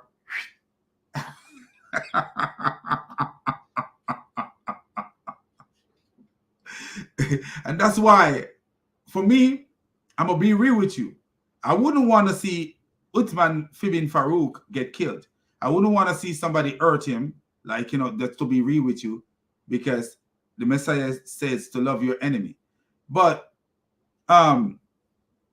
do I have the most extreme compassion for Uthman ibn Farouk? No, I don't. No, I don't. This is the agenda of these people. I don't have the extreme compassion for him. I love him as a person. I want to see him change his evil ways. But do I have a brotherly love for this guy? No, I don't. I don't have a brotherly love for this guy at all. And I will never have a brotherly love for this guy because this guy is evil. Uthman Ibn Farouk is an evil person. You know, this is the agenda that they all have. And he knows about it. You see from the video that we showed earlier that he knows about it. This guy knows about these things. That's why I would never say, and he's a liar. So at the end of the day, I'm not saying that this guy make a mistake. This guy is not a guy who make a mistake. Uthman didn't make a mistake. Uthman is just a liar, like a total liar. And you see, Uthman belief is similar to this guy belief where you invade countries by offensive jihad, invade countries and enslave the people, or if they refuse to convert to Islam. Because that's what the Quran teaches. That's what the Quran teaches. Quran 9 verse 29, that's what they teach. To fight against the people of the book who do not believe in Allah and the messenger, you know, and not consider what the messenger consider unlawful. So let me read it. Fight those who do not believe in Allah in the last days, and who do not consider unlawful what Allah and his messenger had made unlawful, which I do not consider everything that Muhammad say unlawful. I don't consider everything that he say. The only thing that Muhammad said that is unlawful that I consider unlawful is what is in line with the Bible. You know, adultery is unlawful. Fornication is unlawful. Murder is unlawful. But Muhammad don't consider murder unlawful. He don't. Because Muhammad's definition of murder is different from what Jesus' definition of murder is. Because notice what he said, fight those who do not believe in Allah and the last days and consider unlawful what Allah and his messenger has made unlawful and who do not adopt the religion of truth. Muhammad don't know truth from his mama. If Muhammad's mama was truth, Muhammad would not know his mama. From those who were given the scripture, meaning Christian and Jews, fight until they give the jizya willingly, while they are humbled or subdued or be brought low. It says, fight the people of the book until they pay the jizya with willing submission. I mean, you're submitting people. You fight them until they willingly pay you and feel themselves subdued. That's Yusuf Ali. And Shakir says, until they pay the tax in acknowledgement of superiority,